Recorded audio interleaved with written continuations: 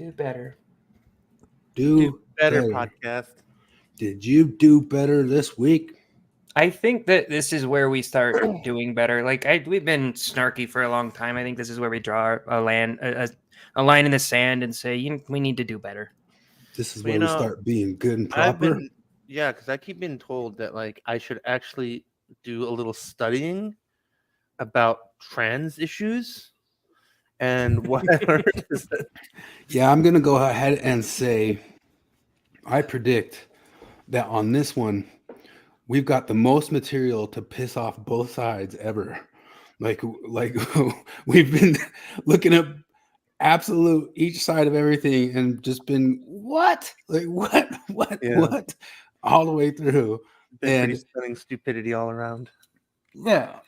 And it's not even like moral positions. Usually that you have that thing of like, well, at least you get to feel superior to both sides. It's not feel superior.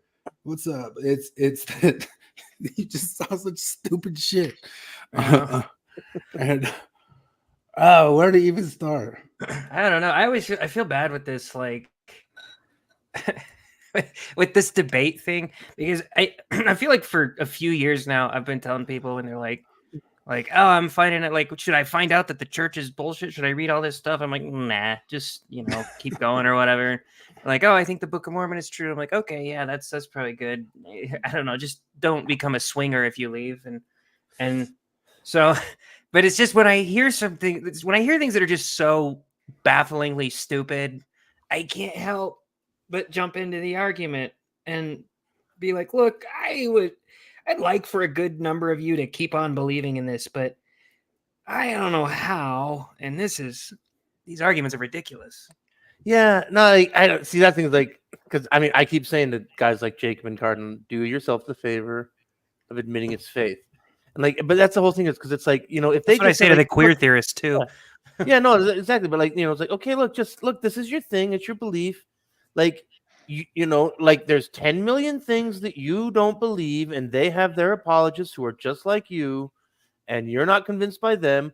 Like, just leave it at that. But like, he keeps trying to do this thing where he's like, no, like everyone else is wrong because they're not Mormon. It's like, okay, asshole, now you're entering the realm of reality, and now you get to play with us. Except that he just refuses to, But like, God damn it, yeah, exactly that. Though it's like, I'm just like Jared. It's like, I'm happy that Jacob is a Mormon. Like you should stay Mormon, but you didn't win that debate, Jacob, not by a long shot. Like, the only way anybody believes you won that debate is when they share your presuppositions. That's it. Everyone else saw a jackass. I will throw a slight curveball on it in that I think a lot of people in the middle got his point that the Bible is also a problem, which as Troy pointed out with his funny meme. Oh yeah, who knows if that's a win? Yeah, no, it wasn't a win. Like he's right. He's right that it was a nuke for both of them. Yeah. Yeah. No. Yeah, we got to show that because that was exactly right. But so some people in the middle notice that, like, he's got a point, Troy. Like, if your Catholic stuff is no, something... I'm glad we touched on this because this is something about like I think we talk about just like personalities, where we talk about like how Karen talks about the kind of person that she was before she left, and she's still that kind of person. And like because Jacob and I like we ran into the same situation. There it is. But I remember having these Bible bashing arguments in the mission field, and I had the opposite thing where because like Jacob goes like, "Hey man, you can't discount my book because that discounts your book, and so just don't do that." And I was like, "Uh-oh, that guy's got a point," like. And like that, and I took it the exact opposite direction of Jacob, where Jacob's like, he whatever, takes it off the shelf, whatever it is. But I was like, hang on a second, my arguments are exactly as bad as the people I'm arguing against. I need to examine myself. Yeah, but Jacob just goes the opposite direction entirely. He's like, aha, see, I knew that as long as I believe the things I already presuppose, that I'm right about everything. So here's Troy's meme. Troy puts out Jacob Hansen riding a bike. you should believe in the Book of Mormon because, and then it shows him sticking the spokes of the bike. The evidence for the Bible is just as bad. Yeah, this was really boy, I should shut up. Yeah, but like you say, like that was the strongest part of the debate. It's like, I mean, you know, like, for me, like the whole thing is like, oh, from a Catholic perspective, it was like, especially, you know, like it cracked me up when because Trent was like, you know, well, if I presuppose Catholicism, then of course the Book of Mormon is false, and everybody scoffed at him for it. It's like, hey, at least he's being honest about it. He's not playing hide the ball. But that was also like the whole debate. Like the whole debate premise is basically, is Mormonism true? And he's like, nuh-uh. Like that was stupid. But I get what you're saying. Troy posted it in Thoughtful Saints, and their reaction was basically to just be like, oh my god, how could you be so stupid to not get the debate? Most of them, but about a million gifs of that stupid, like, you the point going over your head. I've never seen somebody post that and agree with them like that. Well, I can't really show general members in there, but I think I can show Jacob and Troy having a discussion between each other. Yeah. There's this right here. I don't know if you can read it. Can you guys see it? To read it? I am pretty blind. Okay, so Jacob says, I don't think Troy watched the debate. Troy, what were the 5 areas of evidence I listed? Do you recall? Troy says, yep. All were weak sauce apologetics. Here they are. 1, Nahum, which is really just 3 letters found on one of many markers designating lands of the tribe of Nahum. 2, Bountiful, which is really just post hoc mapping that doesn't match. See Vogel's treatment of Lehi's alleged journey. 3, Chiasmus, which is really just parallel verbal constructions as commonly used in oral preaching, just like the Methodist sermons Smith did prior to dictating the Book of Mormon. There's nothing uniquely Hebrew about it. You can still take classes on how to include chiasms in your preaching today. Google it. 4, Witness testimony of the plates. Witness testimony is always suspect. For example, Strang also had 11 witnesses to his Vori plates, and 8 of Smith's 11 witnesses, including Emma Smith herself, went on to also believe in Strang's Vori plates. If the witnesses were fooled by Vori plates, maybe they aren't quite as foolproof as they would like to be believed when it comes to Smith's plates. 5, Fruits of Mormonism. Not really relevant to the authenticity of Book of Mormon in question, similar happy people results can be found from lots of religious practices. On the other hand, Trent was quite right on the point to point out that despite the Book of Mormon's claims, absolutely no clear linguistic, genetic, archaeological, cultural, or geographical evidence has been found in support of any of the people's cultures, languages, cities, or lands described in the Book of Mormon. One is left with the question, what is the difference between an alleged great civilization for which no one can find any supporting evidence and, well, no such civilization at all? Yeah. Yeah, no, like, and Kate, it's one thing to answer any of those points, or if not all of them. But like during the thing live, people in the comments were saying this stuff. And we know that they were reading the comments because they were starring comments and they were responding to certain comments. But like Jacob, lots of people have answered this stuff. And just like this here, and he never touches it. He's never come back with anything at all. Yeah, so he issued the debate. This is what Flip's name is about. He issued the debate, and then Flip, you said in the live, Troy even noticed it. He posted it in one of our groups.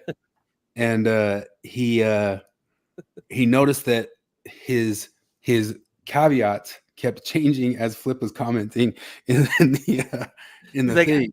He's like, I will debate any atheist on the naturalist origins of the Book of Mormon. I'm like, I'll do it. Who is a podcaster? Yeah, who is a podcaster? And whose podcasting makes a living. Yeah. In fact, I was thinking it was like a Simpsons bit. Yeah, it really was. No, in fact, I was thinking about like because so Troy is retired, right? So like Troy is not working. As far as we know, he has no income. So let's just make one video. $10. We'll pitch him $10. Make him a professional Book of Mormon terror downer, and then he's retired. It could be his like living for one day. Yeah, exactly. That's what I'm saying. And then we can play Jacob's fucking retarded game and find a guy who fits his super narrow definition. Like it's just so pathetic. It's like, I am so confident in my position that I will debate one of 3 people. Yeah, this is the no flip club, but you let in Flip Jorgensen. No flips, plural. Yeah. Oh yeah, no, but like, it really is like, and never mind. Like any much like there are, because here's the thing. Like I said, I'd do it, but I'm like Chris would do a better job. Jared would do a better job. Troy would do a better job. Streeter would do a better. I could nominate like 50 people like that would do a better job. I don't even know if I'd want to. I feel like, No, like my debate would be like, I never if he's wanted like, to knock yeah. this sippy No. cup out of their hands ever. I didn't, but also like even if I did want to, like it's such a boring thing because if the premise of the debate is what are the naturalistic explanations of the Book of Mormon, I will say he wrote it. Yeah. Like that's my whole argument. yeah, It's human.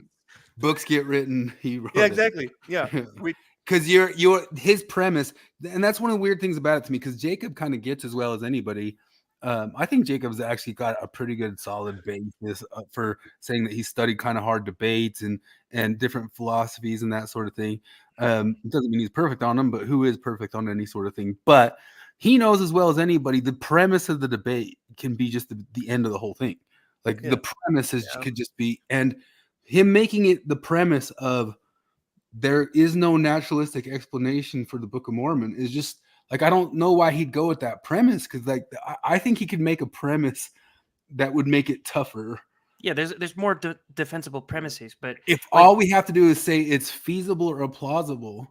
I mean, even in his own answer he just posted earlier today, they talked about, look, we've got some new research coming out about metallurgy in South America that's coming out, and it shows that there's a feasible and plausible. Okay, well that's your answer.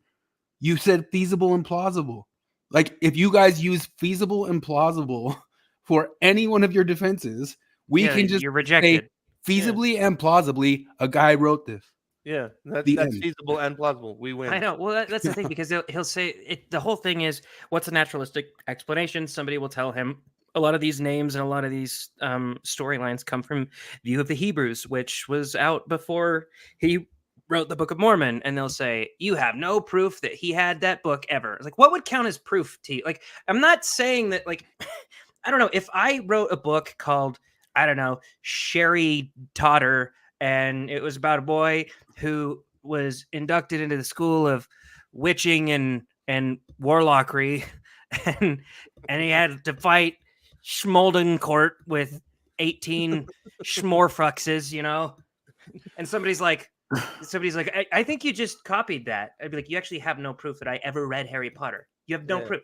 Like, find a journal entry, a firsthand account of anyone who said that I read Harry Potter. Do it. You can't. Did anybody ever testify in court who doesn't hate you? God damn it. That's the other thing about Jacob. That's like, I don't know. I'm sorry if I just derailed it all, but like, here's another thing with Jacob's shit apologetics that like, and he won't answer. It's like, and because they all do this, Ducardin does it too, where it's like, you know, when he brings up these people who testified in court about Joseph, and he's like, well, these people hated Joseph. Well, what's your evidence for that? Well, they testified against him. Well, yeah, 'cause that's how that works. You know, like everybody who testified against Charles Manson just hated him. They just hated him. That shit comes from. It's not possible that they were just telling the truth. The first place I saw that was always Brian Hales, because that's his sort of defense. Like, well, if you look at all of the people who supported Joseph, they didn't say bad things about him. Like, no shit. Yeah, you don't say. You just said people that supported him. That was it. Wouldn't that also make it tougher to maybe debate like us on the subject? Because I think we have a track record of saying we don't hate you and we don't want to rip this away from you. Yeah, that's the problem. So yeah, and just like, I'm just tired of you telling me that I'm stupid because I don't believe it. Like, yeah, like literally, stop saying that me or anybody else is missing something or doesn't know something because we don't believe your dumb thing. We just don't. Or, I mean, one of the things that really frustrates me is when they say the stuff like, Trent really disappointed me that he didn't know our very obscure apologetic. Oh, I know. That was... He said Lamanites at one point. When they ripped on him for pronunciation, that is... like, that's negative. Like, you lose points for that. as far as I'm concerned. Yeah, like this is, I don't think you understand the dynamics at play here, because this is like one of the biggest Catholic apologists in the world, and he has like this massive following. And then Mormons, we're a pretty obscure religion. Like people know about us, but like to get mad at somebody, like these people in these groups are digging into this shit all day, every day. On the Midnight Mormon side and on the ex-Mormon side. And to like expect Trent in a few months to like know all of these stupid defenses is insane. Dude, well, the thing is too is like if you went back the other direction, do you know how many catechisms and papacies and Vatican II and all these different, like, do you know how many? I've been watching a couple different like Catholic channels, and when they get like into the weeds of all the different stuff that's been written, I just can't even begin to fathom all the different things in the universe. And if Trent wanted to pull that stuff on him, if he wanted to tear down Catholicism, it would be near impossible if he wanted to get that in the weeds. Like, what? Don't you know about 1876 Pope Francis? What once wrote something? You know, like this is beneath you. This is beneath you. This is really beneath you that you don't. Well, it's funny. It's funny because they also want to like, you know, save face a little bit with him, because every review that I've seen is they're just raging, they're pissed off, but they also every now and then stop to say, and I just want to say, like, I love Trent, like he's a great dude, we're so grateful for him for talking to us, and we agree on almost everything, but he's so dishonest and bullshit, lying about this nonsense. Like, all right, buddy. Well, I mean, I can get behind that because I feel the same way about Jacob. I like Jacob in general. He's really friendly. He's friendly when we've talked with him, all that sorts of stuff.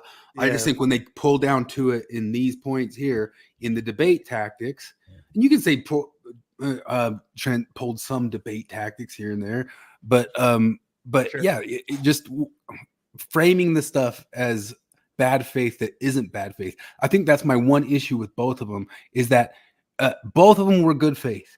And then turning around and saying anything was bad faith, like, I don't mean like good faith in like every single one of their arguments were good. I think just that they generally intended or wanted to debate properly on both sides. And then as soon as they flip it around to saying that the other one wasn't, that's the moment it turns to bad faith. It's like they turn into bad faith by declaring something's bad faith, you know?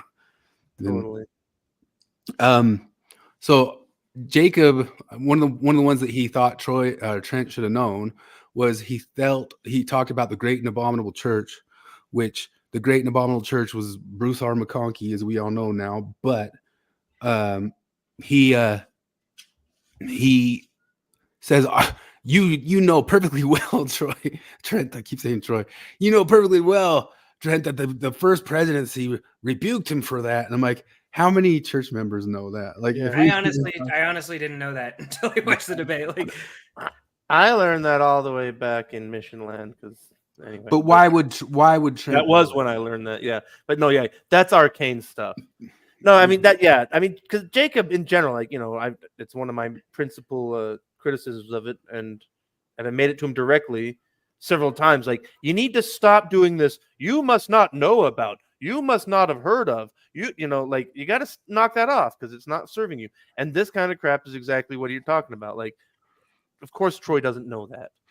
And it's fine. And even your apologetic is fine on that one. It's just you found a shitty way to deliver it, because you could have just said, oh, no, you know, that actually, you know, our main presidency of the church went back on that and said that guy was stepping out over his skis, and just explained it to somebody as it was like an answer to something, without all the, this is beneath you to not know this one. Yeah. You know, that's well, no, the other thing is, like, okay, and here's the other layer of dishonesty here, is that, like, because the other thing is, the church never came out and said it is false doctrine that the great and abominable whore is the Church of Rome. Like, you know, like, this is, like I said, you know, when people, like, it cracks me up whenever I'm talking to people about Gaza and Palestine, they bring up the Hamas Charter, and they're like, you should read the new charter. And it's like, because, like, the old charter is like, we will kill the Jews, and the new charter is just like, just doesn't say we will kill the Jews, but like, at nowhere does it say we have completely rebuked and repudiated the whole killing the Jews thing. That's not a thing anymore. The thing is, like, the church has never said categorically, like, we do not think that the Catholic Church is wrong, because of course they do. We were all Mormons. Like, we were all missionaries. You know, the whole thing, it's like, hey, man, like, don't you think that infant baptism is fucked up? You know, like, check it out. The Book of Mormon says, hey, look at this. Infant baptism, fucked up. There's even another point. Like, isn't there a point to Mormonism that Bruce R. McConkey's right? That's probably what Joseph Smith meant, and that's probably what everything was referring to, the great big church that ruled the world and exactly. and did shitty things. And like, it's a pretty reasonable interpretation. Yeah. No, it's like Mormons, like Mormon apologists trying to disavow Bruce R. McConkie and the Great and Abominable Horse stuff is like they have the same problem that feminists have disavowing the Scum Manifesto. Nothing in the Scum Manifesto runs against anything that feminists believe. So they have a problem that they can't disavow it because they have no grounds on which to disavow it. And Mormons have the exact same problem with this, where it's like, no, it's all built into your doctrine. Like, there's a great apostasy and a false church rises up. Who else could it be? How could it not be him? And then you throw Bruce R. McConkie under the bus as an idiot. Like, it's like that wacko. It's like a Charlie Day meme where he's got all the dots connected behind him, but it's just 2 dots. You know, the thing is too is like to not hold on to it's just a PR move, because why not hold on to that? Wouldn't like most Protestant churches kind of get behind the concept of, hey, that Catholic Church became really corrupt? Isn't that the concept of Protestantism? You know, like its whole foundation. Yeah. I remember missionaries talking about it. Like, you know, they used to say that the Great and Abominable Church was like the whore church was the Catholic Church. I was like, yeah. And they're like, do you think that's true? And I was like, probably. They're like, but they said now it's just any church that isn't, which, by the way, how is that nicer? That was one of the funny parts. It could be all of you. All of you could be the Great Abominable. He's like, no, Trent, it's not the Catholics. You guys aren't. It's everyone, including the Catholics, that isn't us. So you're all whores. But at the same time, I think that would be sweet if the Mormon Church just said that. Yeah, I guess. Because it's what they believe, really. Yeah. No. We just have a little bit more truth. Yeah, that's all it is. Like, okay, Jacob, like, okay, so what? It's not that.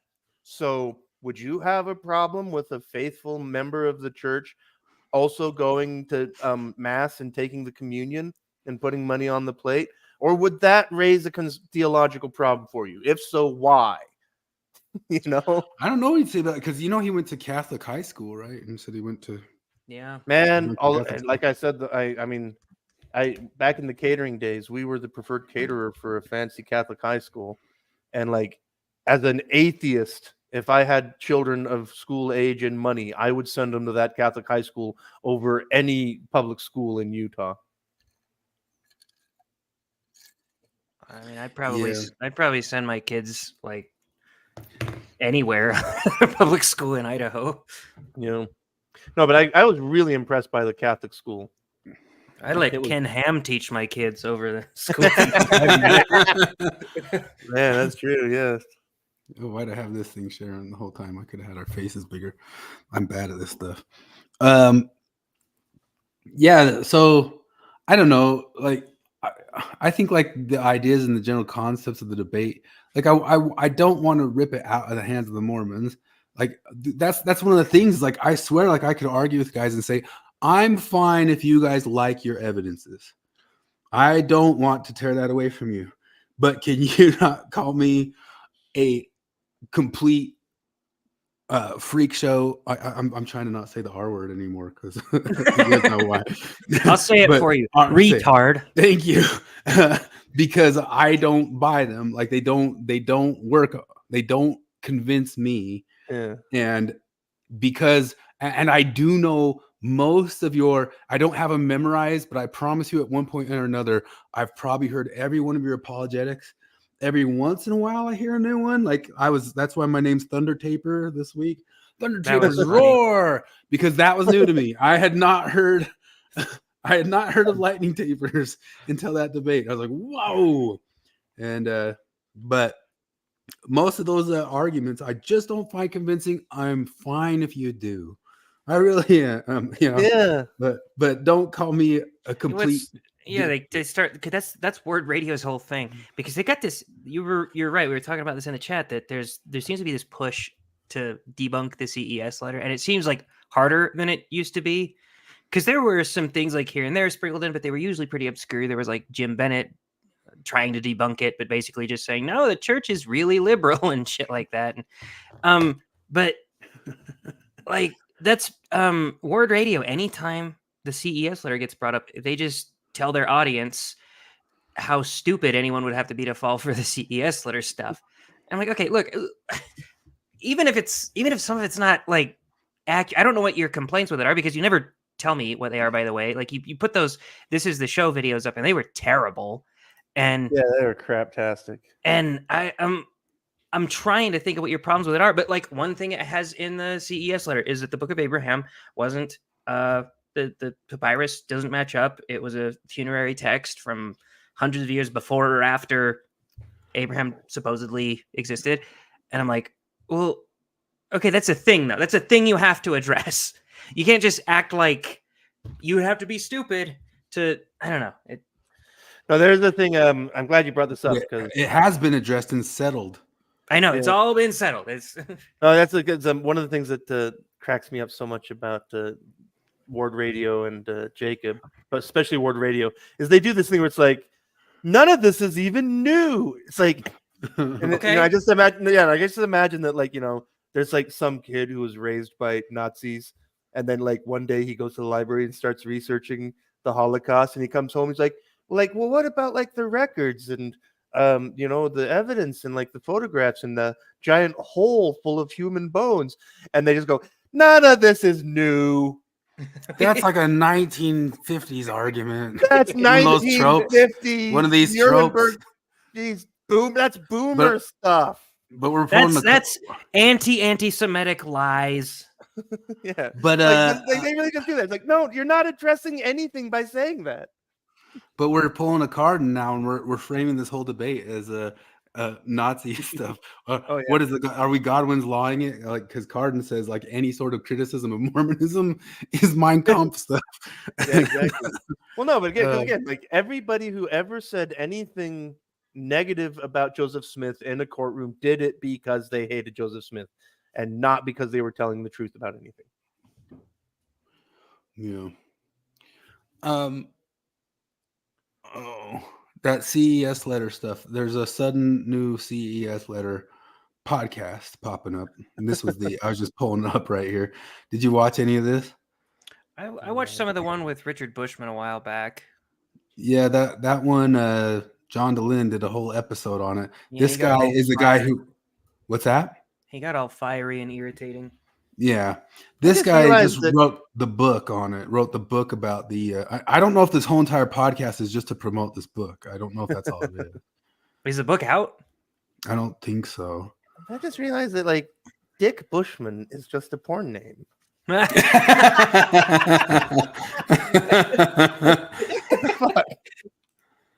Well, geez, I guess that's true. Didn't his parents think for a second? What year was he born? He's very old. I don't remember. Okay. It was probably between Richard and Gay. Yeah, that's how old he is. He actually went to school with Harry Balls. That's how old he is. Do these guys own csletter.org, or is it just like another? Like, what's the deal with that? I don't know. I'm trying to click on like the csletter.org. Yeah, Richard Bushman is 93. Whoa. Yeah. People definitely had hilarious names back then. I can't find what the name of the book that they're supposedly releasing, but half of the book, I guess. I mean, this guy in this episode here talks about why ad hominem is okay in certain senses, which actually like isn't wrong. Like, I always kind of like it when people think a little bit more critically, as we all do, about those fallacies, because just because something like technically falls under the idea of a fallacy doesn't mean it's a good argument or that the other person's wrong. It could also be a bad argument, but still the other person's right. Yeah, the other day my wife was watching me beat the shit out of my kids, and she told me, I'm not even kidding you, she was like, no real man hits his kids. And I was like, actually, that's a no true Scotsman fallacy. So why don't you fuck off? And then I punched her in the fucking mouth, and I was like, I'm still a true man. So you've always been a terrible person. You've always beat women like this. That's ad hominem. Ad hominem. Yeah, that's ad hom. That's come on, man. Quit phallicing me. That was a weird double entendre. But so then most of this is talking about how they're saying, Jeremy Reynolds never believed. He never really believed. And I don't think that Jeremy Reynolds ever said. No, he says that. He actually says that in the end. I don't know why they criticize him on that, because in the intro of the thing, it was basically, it's explained that his grandfather worked with a CES director, and the CES director would like his grandfather knew he was leaving the church and he had all these problems, and he's like, hey, if I get you to write a letter with all your problems, I'll give it to the CES director and he can explain it. And he wrote at the beginning of the letter, he's like, look, man, I'll write all this down for you, but I'll be honest, I don't believe in any of this, and I'm already basically out. Right? So you're accusing him of doing a thing that he said he did. It's the weirdest shit ever. Yeah, I don't get it. But at the same time, so DeLynn says he's going to do a multi-part series until they take this down, because he wants them to take it down. I think that's a little bit kind of jumping out there, because who knows if I don't know that these guys are church sanctioned to do this, or what if they're just their own guys trying to start their own little podcast and make their own little book. Like, who cares? So it kind of like the feeling of it is that it's church sanctioned. That's the it vibe. seems, but also I feel like if it was church sanctioned, there'd be more money behind. I mean, there is high production value, obviously, but there's they'd already have more viewers. It'd be sponsored and shit like you would have, as in they would be pushing ads on Facebook and shit like that. And I guess they could be. I don't know, but if they were, I feel like they'd have more views than that. Yeah, probably. I mean, I can't tell but at the same time too, when you're nobody or nothing and you get Richard Bushman right out the gate, that says something too. I know. The church will never admit they're scamming people. It's because I don't think they are scamming people. I think the people in the church I think they believe what they're doing and what they're doing. But what about from the tippy toppies? I'd say most of them, yeah. Yeah, no, I mean, I didn't like. No, this is one of those things because they always bring up the money. Oh, they're hoarding the money. It's like, but they're. I mean, okay, because normally mafia, or other ordinary crooks. The church, the brethren, they can't spend the money. They can't bequeath the money to their kids. All they do with the money is grow the money, and their whole thing is just keep it going.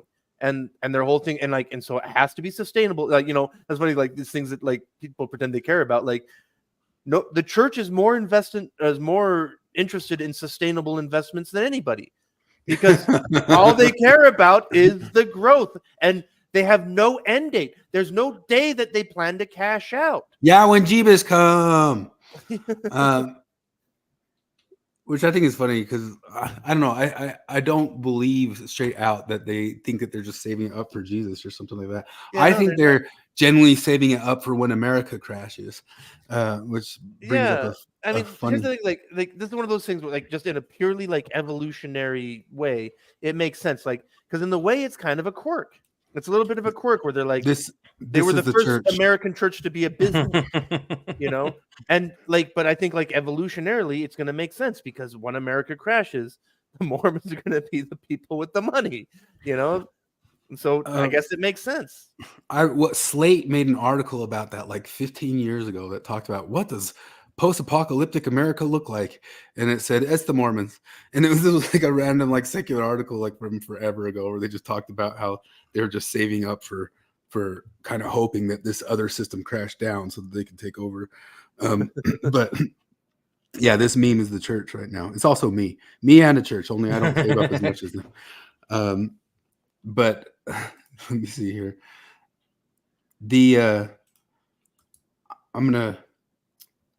Listen to this. Hold on a second. I gotta remove that other one. See, I'm getting better at paying attention to.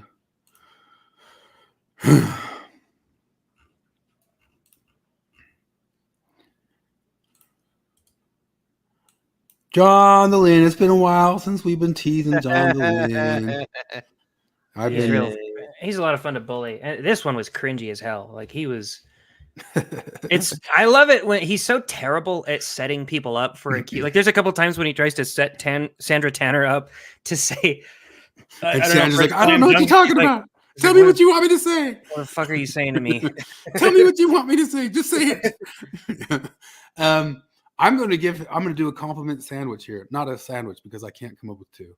I would need a second. I would need a second for the other side of the compliment toast. Compliment toast. There you go. I said to you guys even earlier, Jacob is very, very sure that he could destroy Bill, RFM, and John Dehlin in that debate. And I think the premise of the debate, especially if you listen to this episode where this whole thing is basically talking about feasibility and plausibility of the book being written, right? That just kind of goes hand in hand with the CES letter. But I think with that debate framing that Jacob set up, I think those guys would do fine in that framing. Like I think Dehlin could debate that. I don't know if Dehlin could debate anything, but yeah, the premise is like it's a layup of a premise. So that's what it was. Troy got it. It was when he was she's trying to tee him up to say seer stone because he was like, oh, they look peep stone, they seer don't stone, see anything in the seer stone. It's like, what's the stone called? Sandra, the stone is A. She's like, what? What do you want me to say? He's like, it's a what stone? It's a peep stone. He's like, yeah, but like they call it Gerardo. And he's like, what the fuck are you talking about, John? Oh yeah, it is a sea stone. Piedra? Can I use Pedra?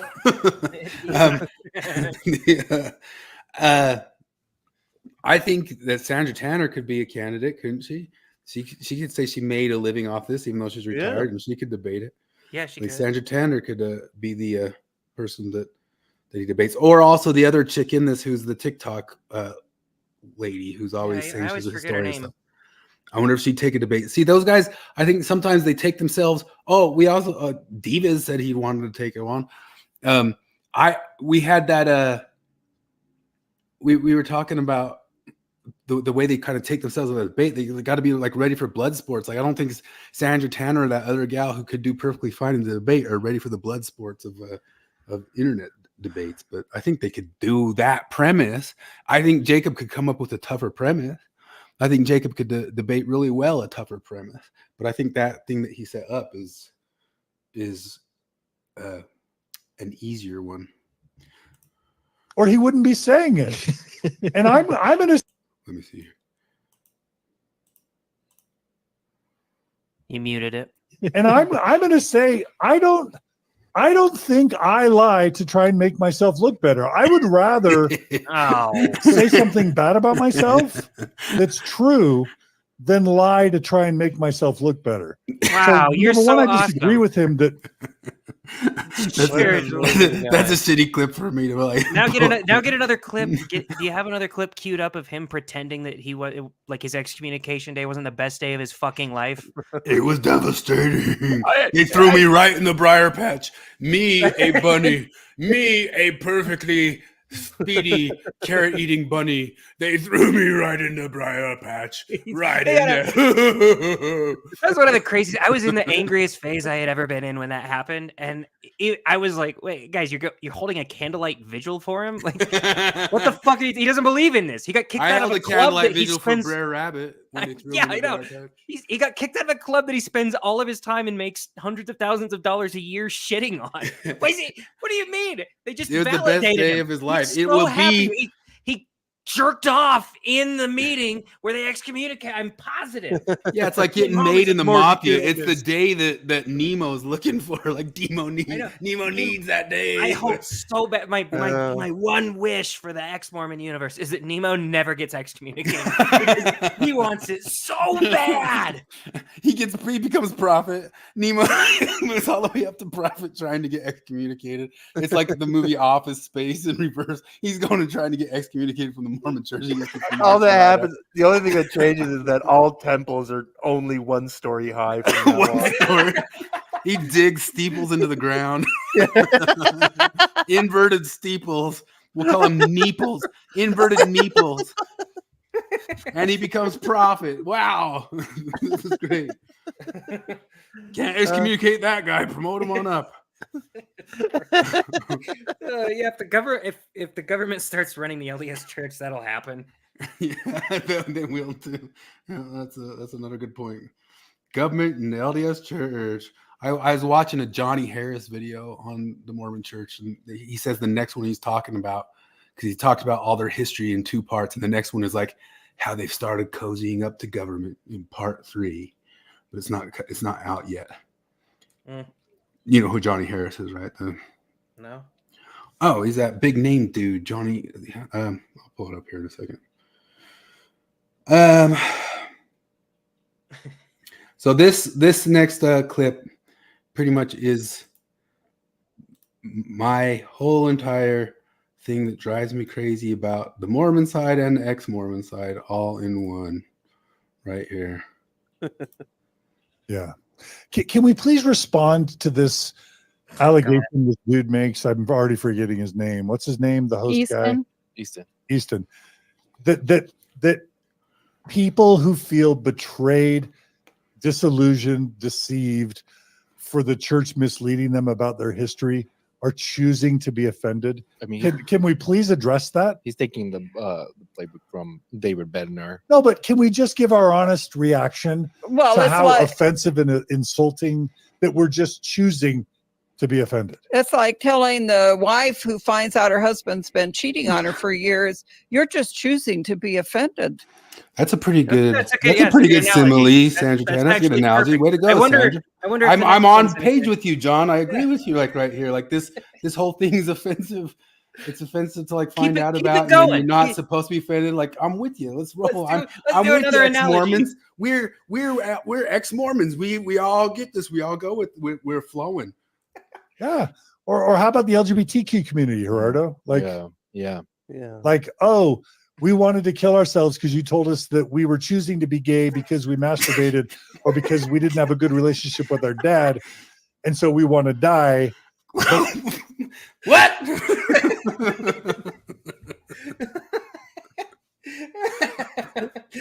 I love.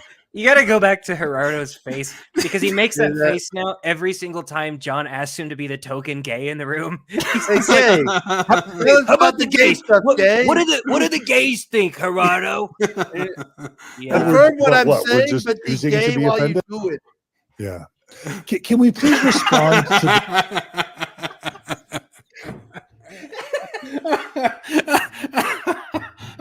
Oh goodness. I've seen him make that face so many times now. And now for the it's like anytime on Family Guy they flash over to now for the black weather guy. hey, gay. What do the gays think about this? Hey, gay.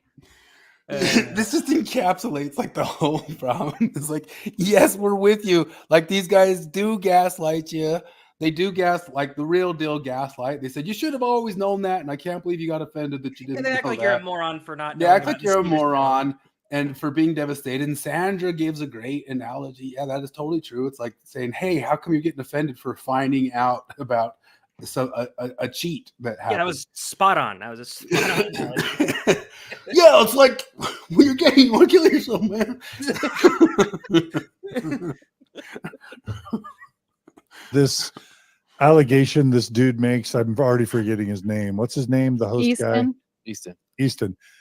That people who feel betrayed, disillusioned, deceived for the church misleading them about their history are choosing to be offended. I mean, can we please address that? He's taking the playbook from David Bednar. No, but can we just give our honest reaction to how offensive and insulting that we're just choosing to be offended? It's like telling the wife who finds out her husband's been cheating on her for years, you're just choosing to be offended.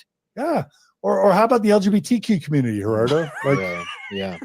Like, oh, we wanted to kill ourselves because you told us that we were choosing to be gay because we masturbated or because we didn't have a good relationship with our dad. Or what and about so we want to die. You're fat. But what? We're just choosing to be offended?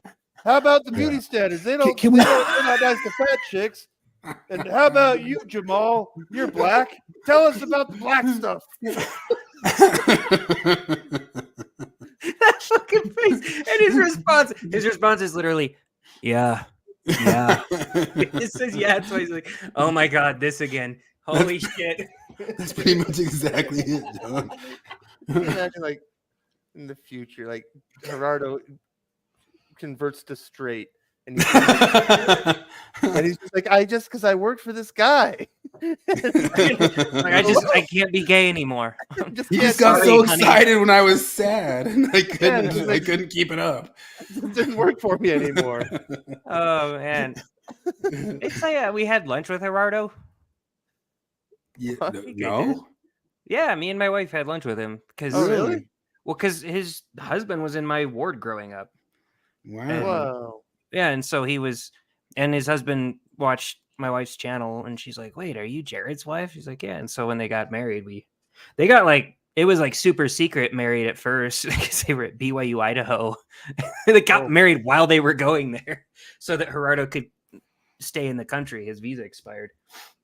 Oh, that works. That works in the gay marriages. And I was in Idaho, but and that's not like a tales out of whatever. It's telling tales out of school. Yeah, I've heard it on the show. He's talked about it on the story, so I'm not like revealing stuff about it.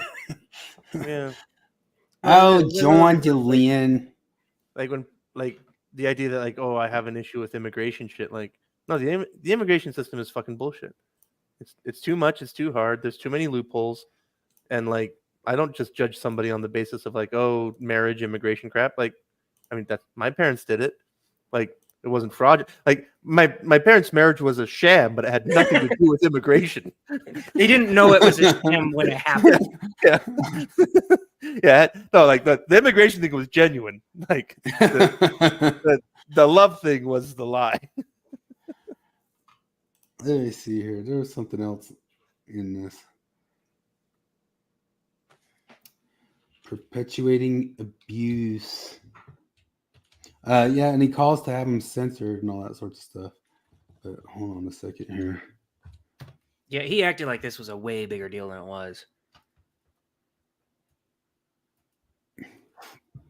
All sorts of fired up. I think it's right here. Yeah. And as an avowed sexist, shouldn't I be the most annoyed with as an accused sexist, homophobe, istophobe, all this? Shouldn't I be the most annoyed? Like, it's the straight white dude that I'm the most annoyed with on this. There's two women, one of them's gay, and then there's a gay Mexican.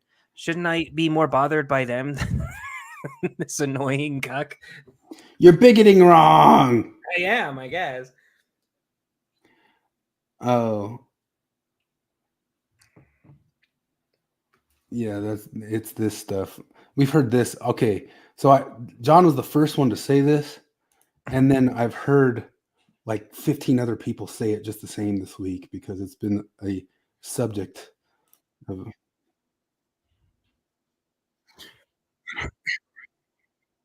Are you playing something? Joseph Smith's appeal to different magical incantations in his treasure digging, and in which is mirrored in how It's coming up. How he gets the plates. It's all part of a whole picture of the magic. This is coming from the neighbors. This is all the people that knew Joseph. If we look at the earliest accounts of the people that knew the Smiths. Actually, maybe it's the other video where he was. Oh yeah, that's right. He had a whole other video where he was talking about the gay stuff. I gotta say, it's off. It's a little bit off topic, but I think Sandra Tanner is one of the only people I ever take seriously when she complains about the treasure digging, because she actually thinks she's like Christian and she thinks it's satanic and shit like that. The first time I heard about, the first time I heard about the treasure digging, I was just like, oh, that's kind of weird. And they're like, isn't it fucked up? He was scamming people. Like, yeah, he was probably fucked up when he was younger.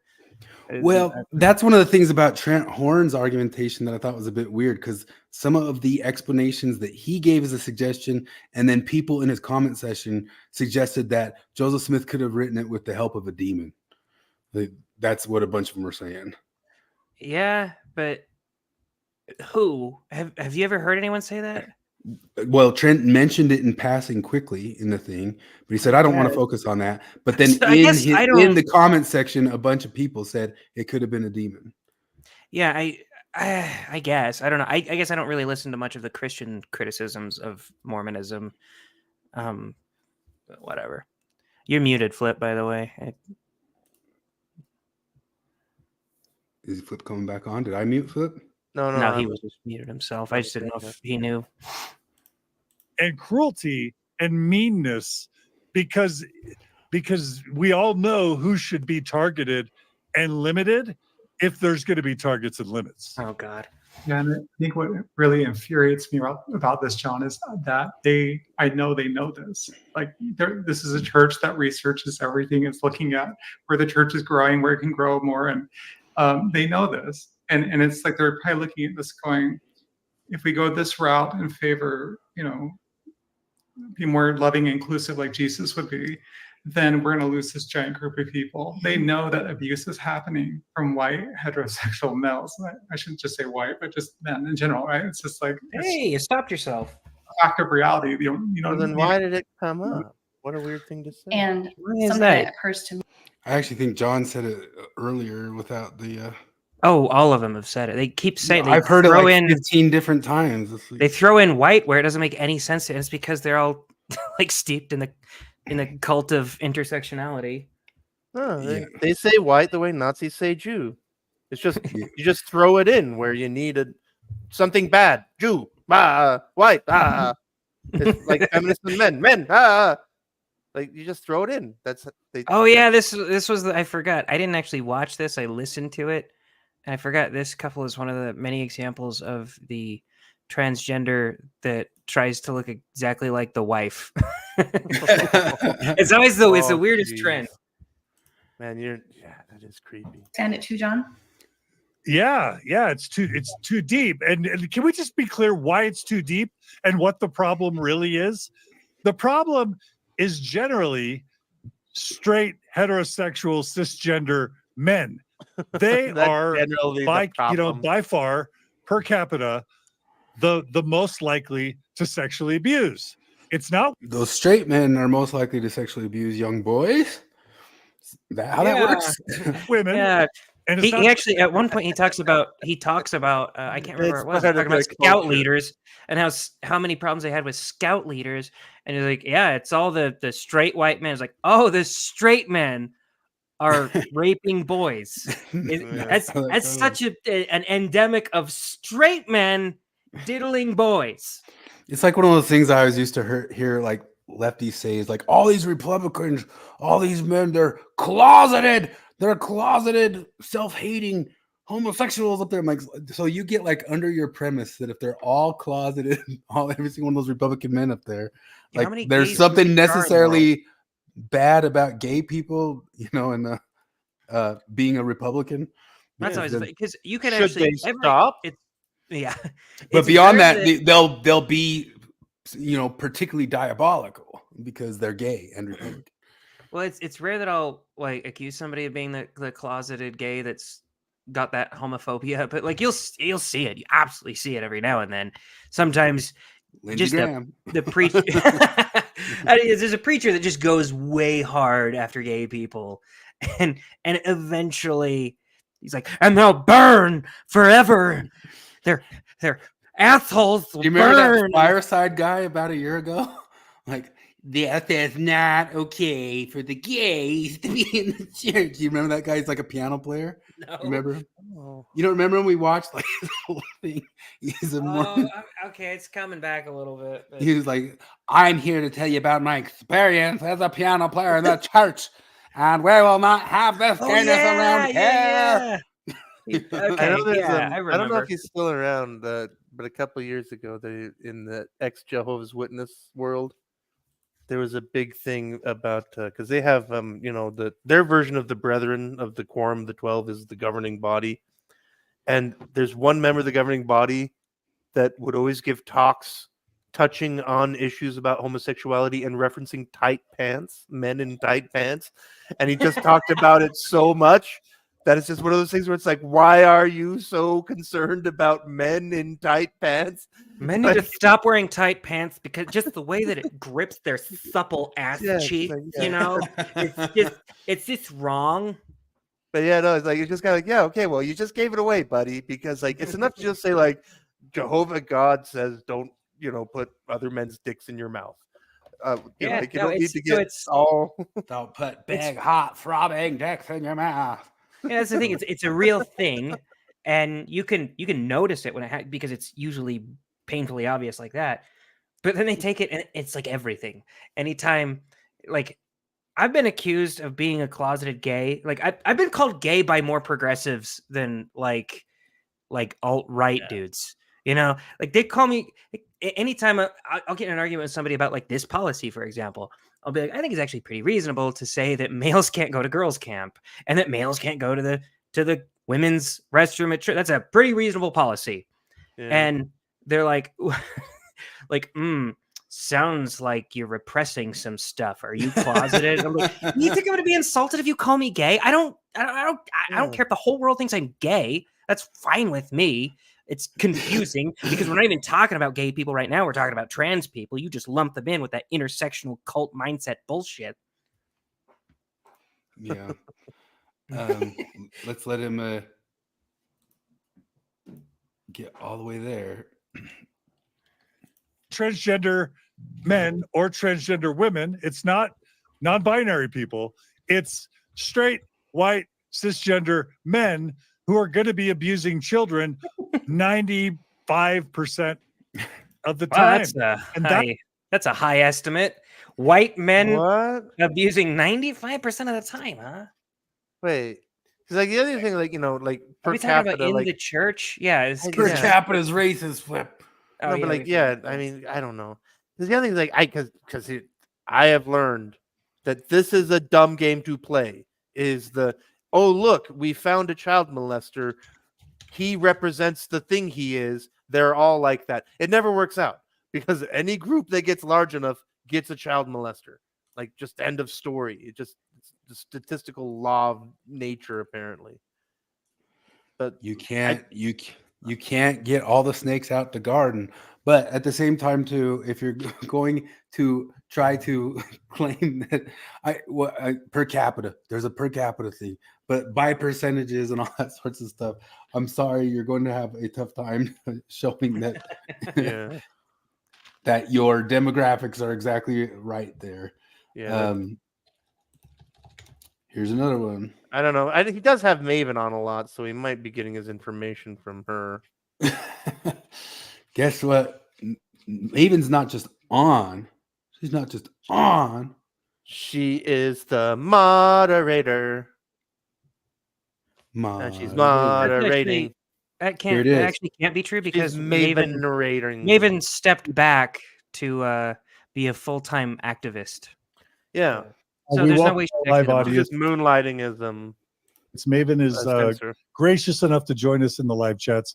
She's going to star any questions or comments that she thinks we should pay attention to. She's going to ban all the baddies. And please all the heretics, the den all mother, of the blasphemers. You ex-Mormons, you are curated still by Maven.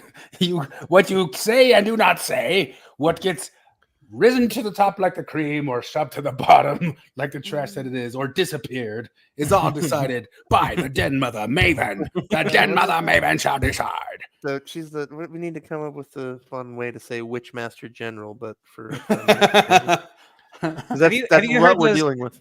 Have you heard those dissident right guys bitching about the theater kids?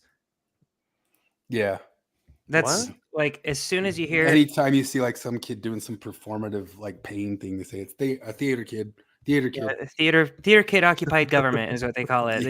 Every time AOC code switches into sounding like a southern preacher saying, I believe that we can come together. Theater kid. Yeah. Yeah. As soon as the first time I heard that, I was like, I knew exactly who they were talking about. And it was Maven.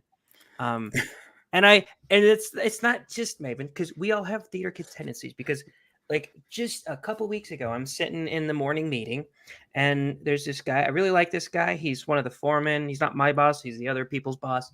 And he's talking about what we're gonna do, and he's talking about his day or something. And he uses the word supposedly, like with a B. Oh yeah. And I immediately in my head go, yeah, supposedly. And then I'm like, wait a minute, that's a theater kid tendency. Because this guy, like, he's very active. He's very fit. He's like hunting. He's teaching his kids how to hunt, and he eats the animals, and he brings the meat into us to try it to see if it's any good. He's one of the best bosses to his employees out there. He's very active in his kids' life, going to their sporting, all this shit. He's like just a great person. And I'm this fat slob that sits on my couch and drinks shitty vodka and plays video games a lot. And I'm like, dumbass, he says supposedly. Oh, that's a theater kid tendency. No, and you know what else? I'll bet you he probably would say like laminite or nephi. So all of his arguments would be void. Yeah, like fuck him. What the hell does he know about radiation? Hold on, I wanted to show this. The next time somebody's giving you a safety lesson and talking about millirads and exposure times, you're like, this isn't new. Yeah. None of this is new. We've already faced it. We debunked this. None of this is new. Oh. I wanted to share this. I don't know why you're talking about theater kid run government, but I heard this today that it made me laugh. So just real quick. Inside a Western country that is not just degenerating into oblivion, that's not being ruled by absolute ghouls. I guess it confuses the left. It confuses, I guess it confused left until everyone, pretend fell in love with Kamala Harris, the most artificial woman to ever exist in the world. I mean, she looks like she's pieced together by a flesh lab in Palo Alto.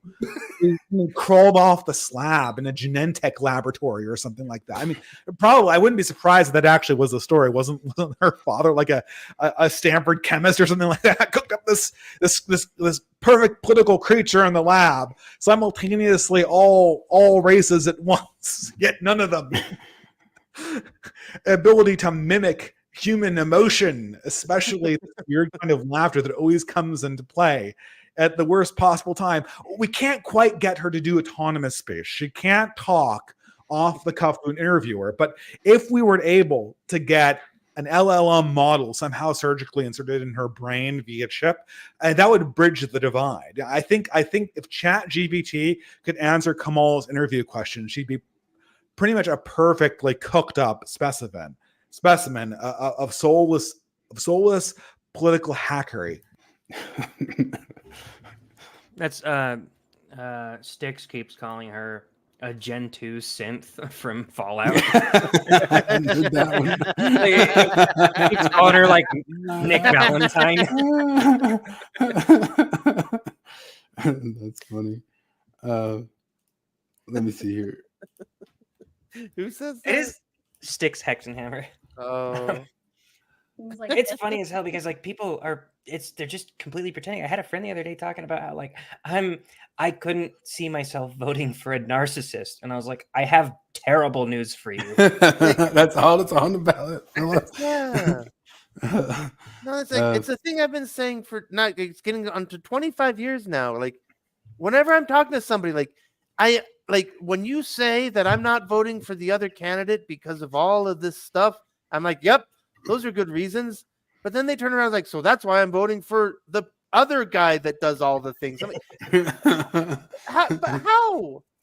But like, I mean, I don't know. Like, it's just like we've just watched it this whole couple of weeks where like all of a sudden this Walls guy that nobody heard of is everybody's favorite guy. He's dad. He's coach, man. He's coach dad. Yeah. Coach Walls' dad. No. Oh, by the way, he's what white guys are supposed to be. Then the interview was broadcast. I don't think he's going to molest any kiddies in the in any sort of interviews. Not in China or anything. He doesn't need to go to China 30 times. I mean, he did. He didn't have to, but he did. I mean, that's normal. That's what people do. That actually, anybody who looks at a politician who has suspicious foreign ties is a racist. That is how that works. Like if you say that, like, say for example, somebody taught communist courses in communist China, like that's racist to bring that up. Or if somebody was like, let's say like somebody's like a real estate developer and they like do real estate developing deals in Russia. If you bring that up, you're a racist to mention. I don't think you should focus on race at all because we're in MLK times. Like we've arrived to MLK times. We are now in MLK times where we're not going to focus on identity like that. We're colorblind. Yeah, and the only time I want you to look at color ever is if you are assessing whether or not this person might diddle a kid.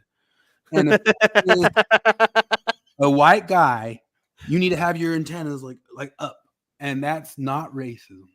Yeah, Risto had heard of Tim Walz because Tim Walz didn't. Yeah, Tim Walz didn't let Risto say goodbye to his grandma. Oh yeah, I know that guy. Or some other such nonsense about how these new transgender policies are here to protect the children. I wanted to read the thing. Let me, for those these kind of blew me up. For those of you coming into my comments and saying things like this, I'm no longer LDS, but I agree with them. They're probably the last standing organization that will protect their children. Or this. Seems like very reasonable accommodations to assist people struggling with mental illness, just like people struggling with anorexia. We would encourage them to diet or get liposuction just because someone's mind is playing tricks on them. Doesn't mean we should affirm and encourage things that are obviously detrimental to their well-being. Or some other such nonsense. What was the other such nonsense? I just said or some others. Seems reasonable to keep everyone safe. Such nonsense about how these new transgender policies are here to protect the children. Let me ask you something. Where are the background checks for the bishops, teachers, and scoutmasters? Who is escorting registered sex offenders to the bathroom? Why does the church encourage that when abuse is discovered that they call their lawyers and not law enforcement? Why did the church excommunicate people like Sam Young who are just trying to protect the children? Why isn't every leader or teacher a mandated reporter? You want to know why? It's because it's not about protecting the children. To me and to others that I've spoken with, these new transgender policies are simply to let transgender individuals know that they are not welcome at the Church of Jesus Christ of Latter-day Saints. If you look at the here's the deal, statistics, though. It's not That's just not true because that's more of a compromise than I would have allowed. Like if I'm in charge of the church, I'm going to say, yeah, you guys are welcome to come. And I'm not going to have the exception of like, let somebody stand outside of the bathroom and warn people that there's a male in the women's bathroom. I'm going to say, no, you use the bathroom, use a male bathroom, use a female bathroom. That's it. That's what you get. You can come to church. That's fine. But so they're being more accommodating than I would. Yeah, no, like, because that's the whole thing. It's like, you're welcome. You're welcome to come here. But it's like anywhere else where you go that's private property. There's rules here. And as long as you follow the rules, you're welcome. And that's all there is to it. Like, that's things. The Mormons aren't saying you can't be transgender anywhere. The Mormons aren't saying you can't use the bathroom of your choice anywhere. They're saying you can't use the women's bathroom in the ward house. That's what we're saying. Like, and just that all the ex-Mormons are very concerned that will be bad for Mormonism. And also, they're very concerned about this. They're very concerned for the Mormons. I'm also unsure what really the argument is here for them because they're like, they say that they're protecting kids, so like they're not doing this other stuff to protect kids, so they shouldn't do anything at all to protect kids. Like, is that your argument here, lady? That's like kind of like a Jacob Hansen. Like, it kind of seems like, well, our evidence is bad. All the evidence is bad. Like, well, they don't protect the kids with those guys. So no, how about we agree. Like, protect all the kids. Well, yeah, if I propose a policy, if I am like in the meeting and I propose a policy and she's in the meeting too, and my policy is, you know what, I think maybe we shouldn't allow scout leaders in our church who have molested their scouts before. And she would say, oh, but you know, you're fine with allowing young women's leaders who have molested kids. You're fine inviting teachers who have molested kids. Let's just throw it all out the window because you only said one thing. Like every time I get into it with abortion people, you know, whenever like, I bring up birth control or like whatever, I hint at birth control. They always say like birth control doesn't work 100% of the time, and I'm like, yeah, well, it's just like seatbelts don't work 100% of the time, which is why we say fuck traffic safety. You're an asshole to tell anybody to wear a seatbelt. That's how that works, right? Unless it works 100% of the time, we shouldn't say you should do this, right? Here's the thing. 100% of the time that you nut inside a woman, there's a risk that she's going to get pregnant. Yeah. And knowing that, don't nut inside of a woman you don't want to get pregnant. Yeah. No, that's you're trying to control women's bodies. You're shaming the women who I'm trying to sleep with, Jared. Yes, I am. Absolutely, I'm shaming them. I morally am upset at you. I'm tired of. We come up with these. I am morally upset at you. You are beneath me morally for saying that to those women. Don't listen to them, women. We come up with these terms and we pretend that they're just universally demonized so that retards believe that they are universally demonized. Terms like discrimination, by the way. So these guys say it right here. They're talking about how this policy discriminates against trans people. I'm like, well, yeah, it does. It's trans people aren't allowed to use the women's bathroom. Of course, I'm also not allowed to use the women's bathroom, right? Like it's not really even that much discrimination. It is discrimination when they say trans people aren't allowed to stay overnight with kids or whatever. Yeah. And I'm like, yeah, that is discrimination. And so what? Because like this is really what it's like, like Muslims are not allowed to do Muslim worship in the chapel, right? They're not saying you're not allowed to do it in your chapel, but like we're doing Mormon stuff here. This is where we do Mormon stuff. Queer theory is your stuff. You do that in your home. Just that. It really is a religious argument for me. That's all it comes down to. They're trying to make it down as like, oh, it's this bigotry thing. Like, no, it's not. Because the fact is, like we brought up a million times, like if you really believe the trans stuff, then you're not Mormon. Or you can go join Evan Shanley's church. Oh God! But let the Mormons do the Mormon thing. It's a voluntary organization. You can have your voluntary organization. Let them have theirs. What's going to happen next? Are you going to kick me out of this organization that I don't believe in and I preach against? Yeah, that I don't agree with. That I think is wrong. That's okay. They'll hold a candlelight vigil for me. Yeah, I mean, I don't belong there showing up in like all my atheist garb. My what would atheist garb be? My brain. Yeah, we're slowly actually learning that atheism is a religion. So that's because we found out Flip's not a real atheist. He doesn't hold. He obeys none of the tenets of atheism. Which one are you talking about? Oh, here's our atheist Jewish hats. These are our atheist Jew caps. Right, there's that one. There's my atheist Jew cap. Did I get one? Oh, there it is. Yeah, you had one. There's Jared's atheist Jew cap. We can't show up to Mormon church looking like this. Why did he give us all soy face? Except Flip. Flip doesn't have soy face. He's the only one that going. The Jewish cap is making us do it, man. Yeah, I guess. Okay, that makes sense.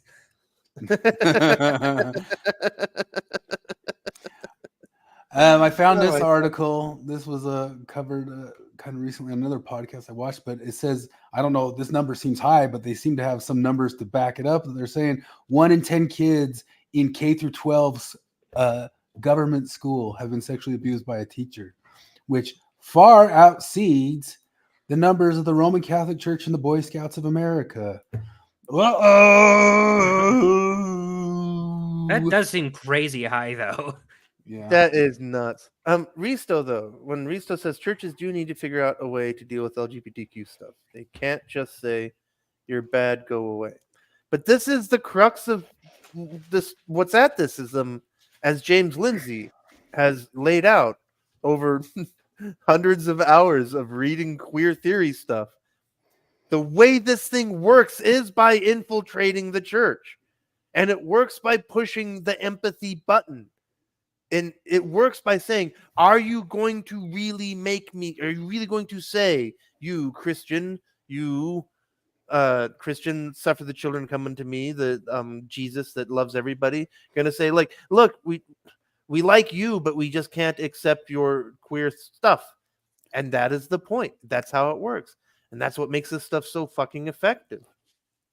Because like the Mormon, like it's respecting other people's non-belief is built into Mormon theology.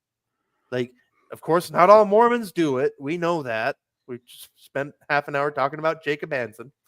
But like, that's things like, but respecting other people's belief is antithetical to queer theory. So like, I mean, it's like, okay, just making another reference. It's like the Israel-Palestine conflict, where it's like people want to make it out like where it's like two sides having a fight, and it's like, no, there's one side that wants the other one to all die, and the other one that just wants the other one to stop wanting to kill them. And that's things like Mormonism doesn't want to end queers. Queers want to end Mormonism. It's asymmetrical. But I mean, that's what I was going to say. Like, where's the onus on them? Like, just like me, I understand that I'm welcome to Mormon church if I want to come play Mormon church, but I'm not welcome to go to Mormon church to make them play my game. Like that. And that's how it would be. Like, if I want them to play my game, they can come to this podcast here. They don't seem that interested. Although we've had some check-in, they never last that long. We're somewhat on their side, but then we get salty and mean and whatever. I feel like all these people are Randy Marsh running into different organizations, just going, "I thought this was America."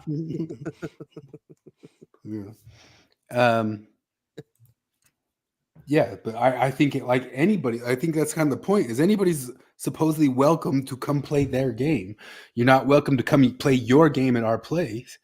I don't know what they're supposed to do. Yeah, if I invite you to D&D night and you bring a deck of Uno cards, and I say, "What are you fucking doing? We're playing D&D," and you're like, "Oh, so you hate Uno players, huh? You just fucking hate us, and you want us to die. Welcome. It's my existence." Well, I came and decided it was an orgy, and you guys are in.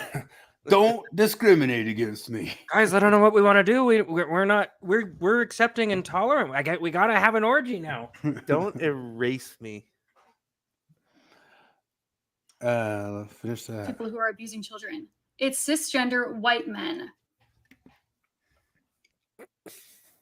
Okay. There's some examples of them. So we pulled some statistics on that. We found some Pew report statistics. And I hate to break it to y'all. In the U.S., where white men are the majority, it could be that the number of them are more often than not. Wait, you're about to get racist, aren't you? You're about to get sexist and bring up per capita. I better stop. Per capita, there's but if you have somebody who, that doesn't mean anybody who gets around your kids, you got to stop and think about them for something like that. Wait, did you actually figure out who wins the game per capita? Yeah. But the church never said anything about abuse either, because there's something else. Because like Divas was pulling up, and maybe we need to pull up that whole episode that Divas did. Divas was pulling up Greg Mattson saying that he didn't want his kid to be around that stuff. And I'll tell you right now, Greg Mattson doesn't want his kid around that stuff because he thinks his kid's going to get molested.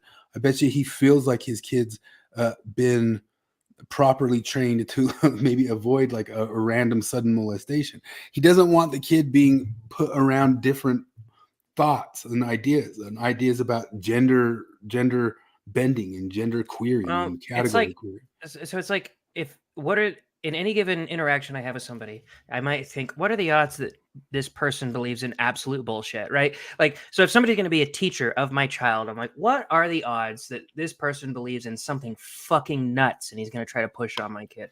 And if the person is transgender, I'll be like, what are the odds that this person believes in gender ideology, which is fucking nuts? And I'm afraid he's going to push it on my kid, and he's going to be justified through the Church of Activism to do that.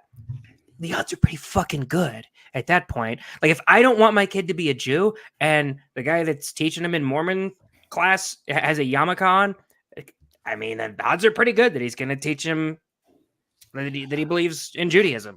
Well, no, it's a little different though, because like there's all kinds of forms of Judaism that are explicitly non-evangelical. Yeah, they're a lot less even. Whereas, like, again, like queer theory, like there's no form of queer theory that says leave people alone. Everyone gets to make their own choices. Well, and you know, most forms everyone of is allowed to have their own conscience. And most forms of evangelism are a whole lot less subversive too. Like they're pretty much in your face. Because I remember, like, it was actually a big deal, even among missionaries who are very culty. Like the mission is definitely a cult. That's a thing I agree on with John Larson. And there's those guys, those rogue missionaries who will like go and they'll try to proselyte to like some woman who's just like working behind the counter and is hostagely like has to listen to the customer talk. And most missionaries will be like, no, you're not supposed to do that, right? This isn't the place to evangelize. But that doesn't exist. The opposite exists in queer theory. Yeah.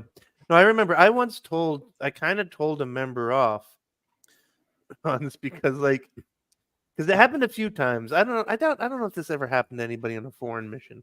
I'm guessing this is probably an American mission thing more than anything. But because, most of the time we had dinner with members. And it happened once or twice. And I told a lady off one day because like at dinner, we'd show up to dinner and it'd be like, we had dinner scheduled with, brother and sister Christy Hansen and the family. And then we get there and it's like, oh, look, it's the Christy Hansens and their friend Gary from work, and one lady like came to me afterward and she's like, why didn't you do for Gary? Because he's not a member.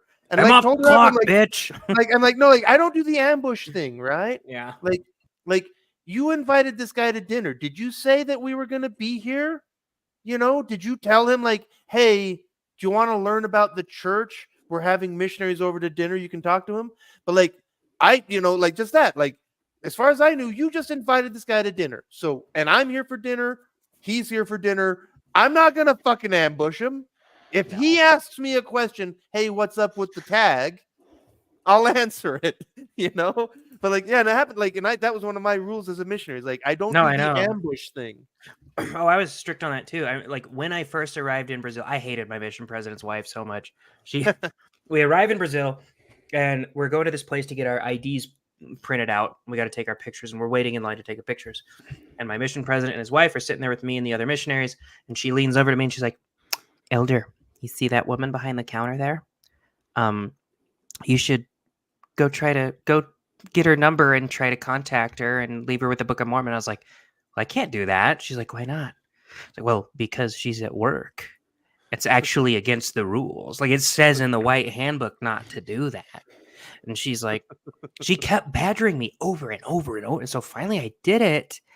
And it was so fucking awkward because I know that this woman is just in customer service and she's like being nice. Yeah. And so it's this stupid thing that and I get back and we're in the car driving back and she's like, Elder Higdon, you know what got in between you and contacting that woman? I was like, what? She's like, it's the lack of your own faith. I was like, no, it's our fucking rules, lady. It's in the book that you make me read every goddamn morning, by the way, for some fucking reason that says don't badger people while they're at work. Yeah. Is that in the I don't think that was in the rules when I had the rules. I mean, I can't remember. I can totally believe that that's in the rules. It should be in the rules. I definitely remember having read that stupid fucking thing so many times that. Yeah, we were supposed to. I can totally believe that there's enough overzealous missionaries that got so wonky that totally that they had to make a rule like no, people on the clock are beholden to listen to you. Because one thing is I can just totally understand some kind of autistic guy just being like, well, here's somebody that's talking to me. Okay. Yeah. I was going to bring up the Tocqueville effect because this Tocqueville effect, it's just one of those things that we're talking about being accepting and whatever of the trans people and all that sort of deal, which I am totally accepting of them. I just think that they should themselves take the same sorts of cautions about bringing their ideologies around other people who aren't asking for them as I am.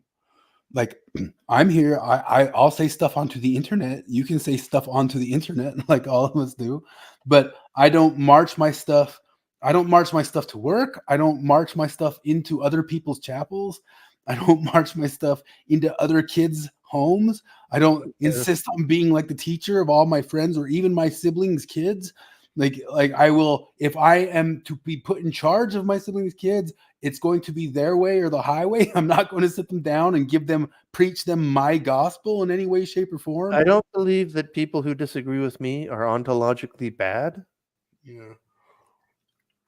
So the Tocqueville effect is the concept that it's that thing we've talked about plenty of times before. As affluence goes up, depression goes up. So you always believe the stuff that Delin is saying. This comes from Alexis de Tocqueville, who came and noticed in the United States that was way more affluent. It also Emile, who was it? A sociologist was wanted to notice it in Japan, that the more affluent societies got, the more suicide would go up. And Delin always kind of going off and piping off that we're causing all these suicides that he still just did again this week or whatever. Even the navel gazing that causes something of you questioning what your identity is. There's no trans people in extremely impoverished societies because they don't have time to sit and navel gaze. And one of the reasons why it wasn't in our past or something like that. Well, because you brought this up, because this is the thing, is because so just all the culture war, all the ideological, never mind all this stuff. Just observing, being around trans people all the time. It looks exhausting. And genuinely, I admire the dedication that trans people have. Because again, it looks exhausting. Never mind surgeries and any of that crap. The makeup, the wig, the walk. I know that if I faked a woman's walk for 10 minutes, I would feel it. And so I just imagine, because every morning you got to go through a whole thing to get that all together. And like you say, it was why there's no trans people in poor countries, in large part because who has time for that? You have to be fairly affluent just to have the spare time to devote to what it takes to do all that performance. Yeah, I remember in high school, my my friends dared me to see if I could do an Italian accent well enough to fool some people. So we were hanging out with people we didn't know, and I just was in an Italian accent the whole time, and just to see if I could fool them. And man, that was exhausting. But with trans women, you're changing the pitch of your voice. You're doing a bunch of you do a bunch of mannerisms that just aren't natural to the male physique, so you're thinking about every move you make. So I'm sure it's very exhausting.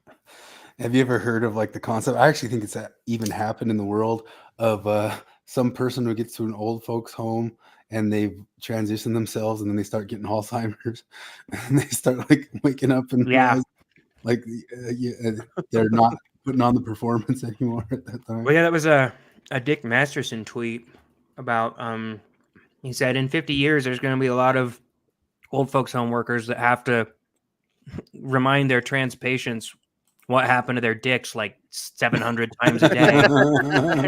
and so the people in the comments are posting these links to Reddit stories where that's already happening. You're that's real. It's actually happened.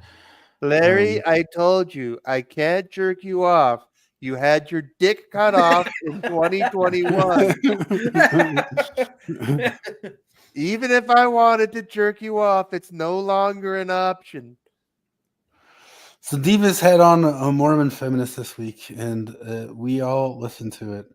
And I think we had quite a bit of a possible commentary on it. But here's just make a drinking game. Take a drink every single time she says the word beautiful.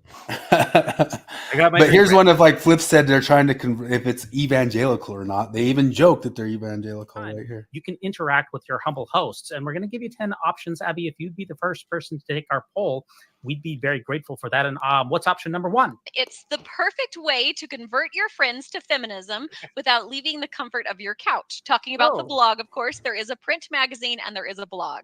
So, oh my gosh. Convert your friends. Convert your friends into this thing. What do you mean convert? You convert people to Newton's laws of gravity. You convert people to calculus. You convert people into reading Huckleberry Finn? Like, I no, if you have do. to convert somebody. Oh, I have evangelized for Huck Finn more than I ever did for I the get it. Book of Mormon. But anyway, the point being, like, there's she just copped to it. Like, of course it's a religion. Of course, feminism is just a faith system, and she just copped to it. But she also says that you should understand that feminism is the best way to understand transgenderism.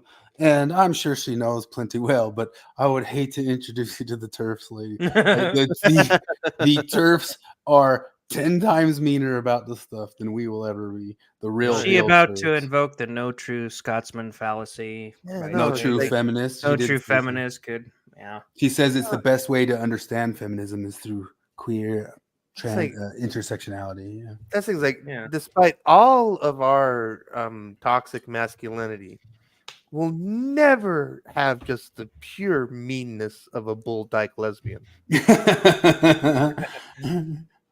Yeah. Let me see if I find it. Here, listen to this. There, that's these AI photos I do enjoy. Or how about number 3? Be the coolest LDS grandma. Imagine being the grandma who talks about intersectional feminism at family gatherings. Your grandkids ruin dinner. The coolest person ever. Wow, intersectional feminism at the family gatherings. That usually is going to win a lot of friends and influence people, right? Dig. No, wait. He tells a joke right there. Play it because she doesn't get the joke. Depends on who the people are. See, she kind of knows it's a joke, but she's also like, Certainly yeah, I does. mean, it'll work for some people. Yeah. I'm trying to find where she immediately says it's the best way, like queer LGBT issues are the best way to understand feminism.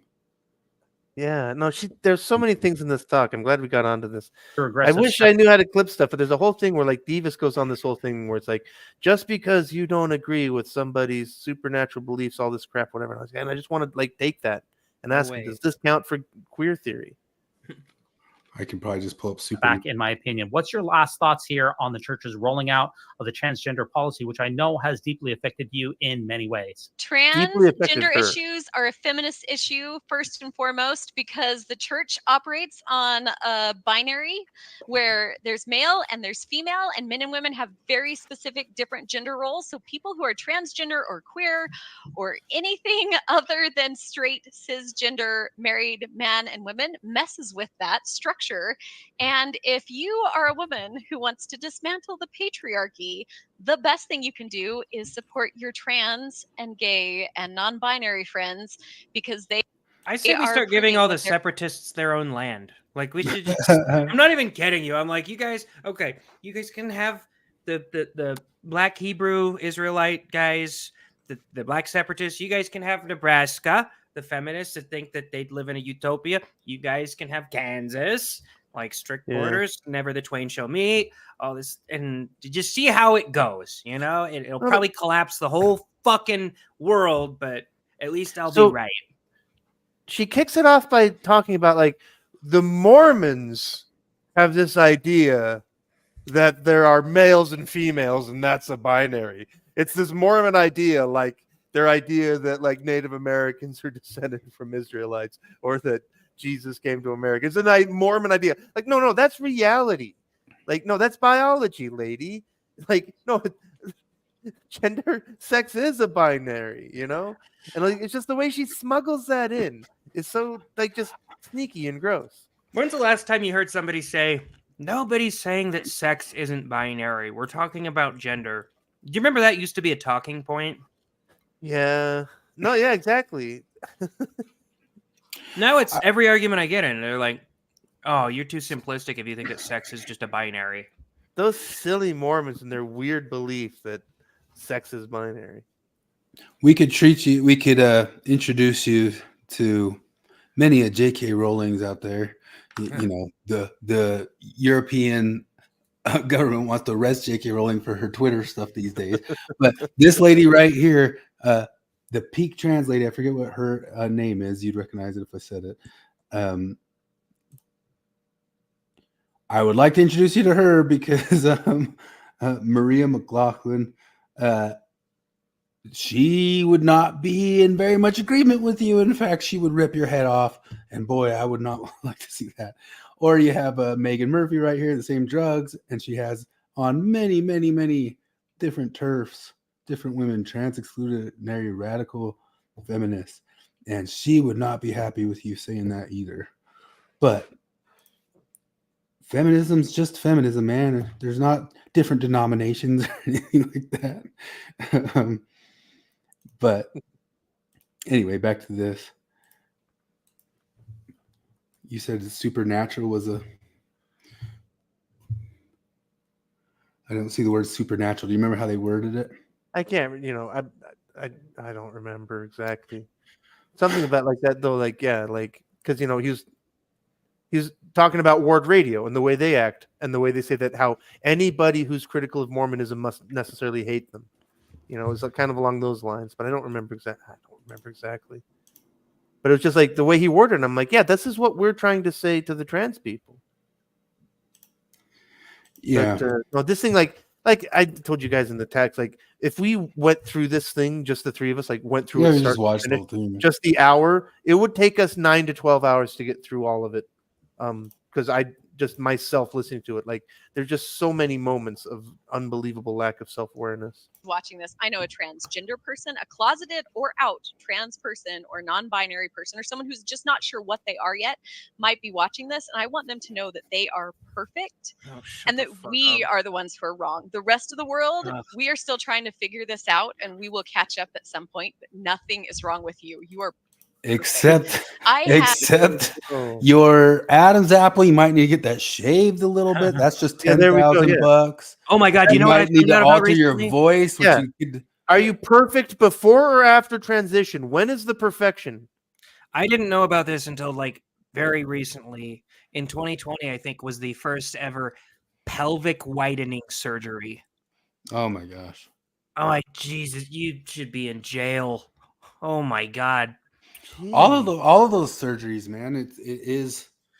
They're barbaric, but I'm like, man, that one, like, even these people should know it's barbaric. I want to watch her interact with like a true blue Wokey because she's so clumsy. I think they would hate her because everything she does is like she centers herself. It's all about like, yeah, it's like white feminists. And if I could like line up all the TikToks of people complaining about white feminists who are on that lefty side lately, oh boy, I could give you 12 hours of TikTok saying like these white feminists make it all about themselves. I would escort my trans woman friend to the bathroom and tell her how beautiful she is. You need to search the word beautiful and see how many times it's constant. 14 times. No way. Whatever. So they started out, the first part of this podcast is talking about how the Mormon church only chooses hot women for leaders. I know, that was funny. Oh, yeah. And I don't know that I buy that so much. They're all old. I don't know what you're talking about. Like, and she's so like, the other thing is like, because I remember specifically she said something in this where she talks about how like the men choose their wives, and like in just that maven typical feminist kind of way, like, oh, that's how that works. The men just point at a woman and say, I choose you, and women have absolutely no role in who they marry. Like it's just, and it's utterly bonkers the way she frames it. She literally just frames it like that. Oh, that lady was just sitting there, and then some white patriarchal male said, I'm marrying you, and off I went, and now I'm in the general authorities, and I'm a lady, whatever, Is feminism just one gigantic submission fantasy? Like, dude, you find out about what the crazy shit that massive amounts of women are into, like, please choke me or whatever. Maybe that's what feminism is. It's just like, yes, oppress us. Oh my God, yes. There really is. Like, I know from pay me 75 cents on the dollar. Oh God, yeah.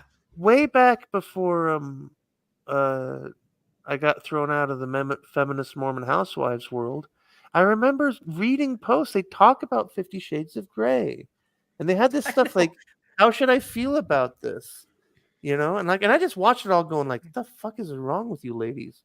But like, that's back when I thought I was a feminist, No, like, but that's the thing is like, because like as much truth, exactly as much truth as there is to the like, well, if you're railing against the gays, it's because you secretly harbor a love of gayness.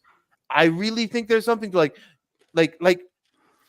fucking Maven is obsessed with rape to the point where, like, I wonder how much time do you spend reading 50 Shades of Grey and writing fucking slash fiction or whatever, because it's weird. You're upset.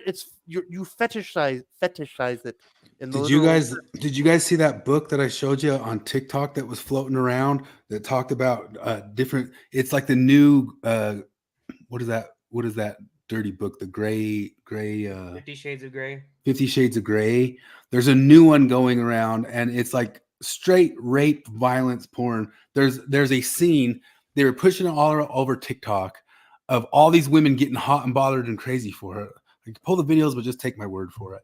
They're getting hot and bothered because there's a scene in the book where the guy who is her enemy, he's her enemy, but she's hot for him, takes her, bites her lip, sticks her face in a shark tank, and does her from behind while the sharks attack her face. And yeah, I remember that. And it's the hottest thing ever on. Oh my gosh, this is so hot. And I'm starting to think, like, the more I dig into this shit, the more I'm like, oh, maybe Ayn Rand wasn't that weird.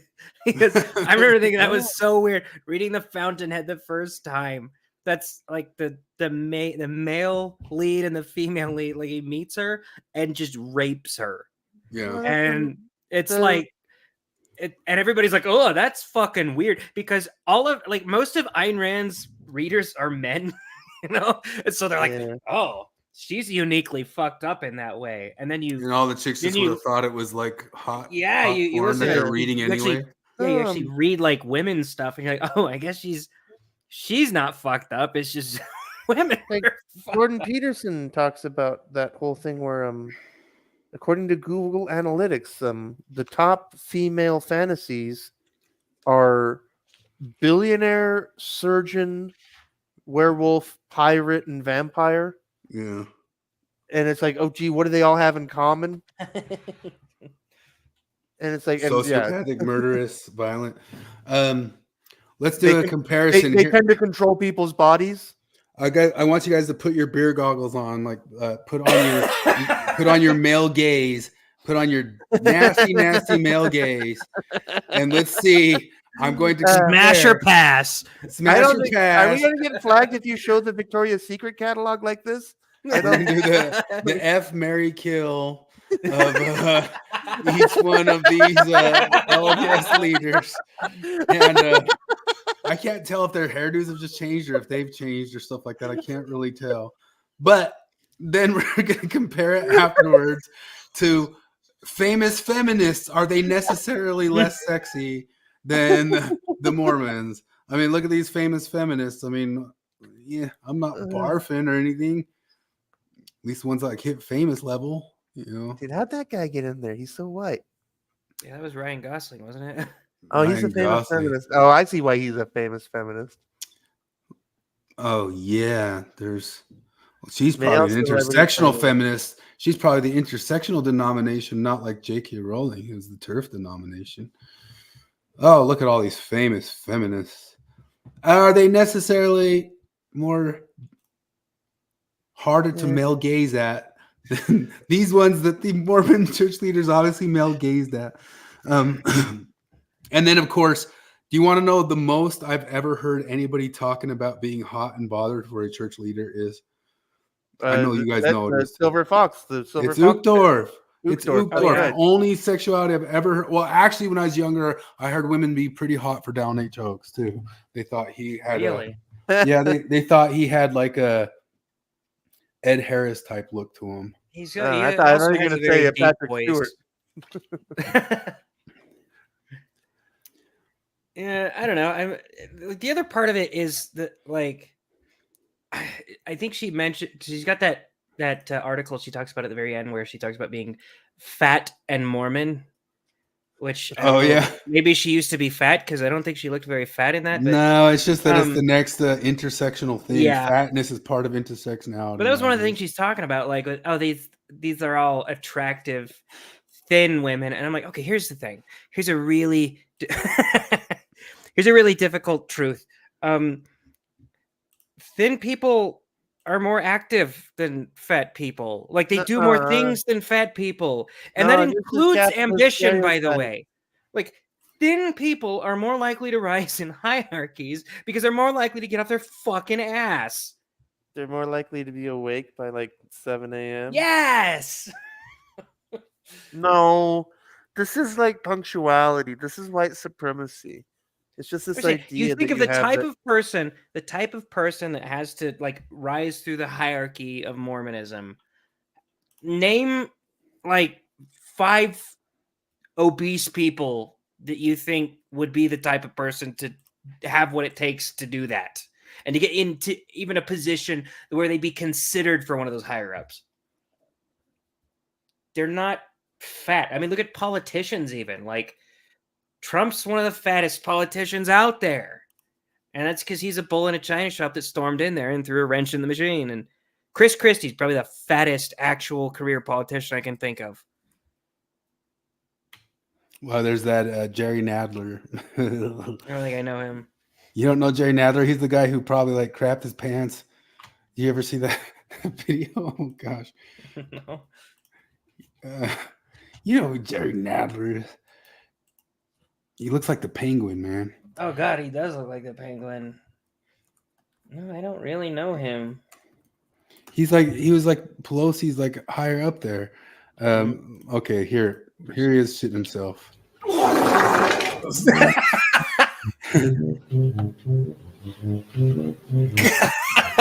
Congresswoman Maloney, I want the distinguished chairman in acknowledging legislation of other members of Congress that are contained in the chairman's legislation.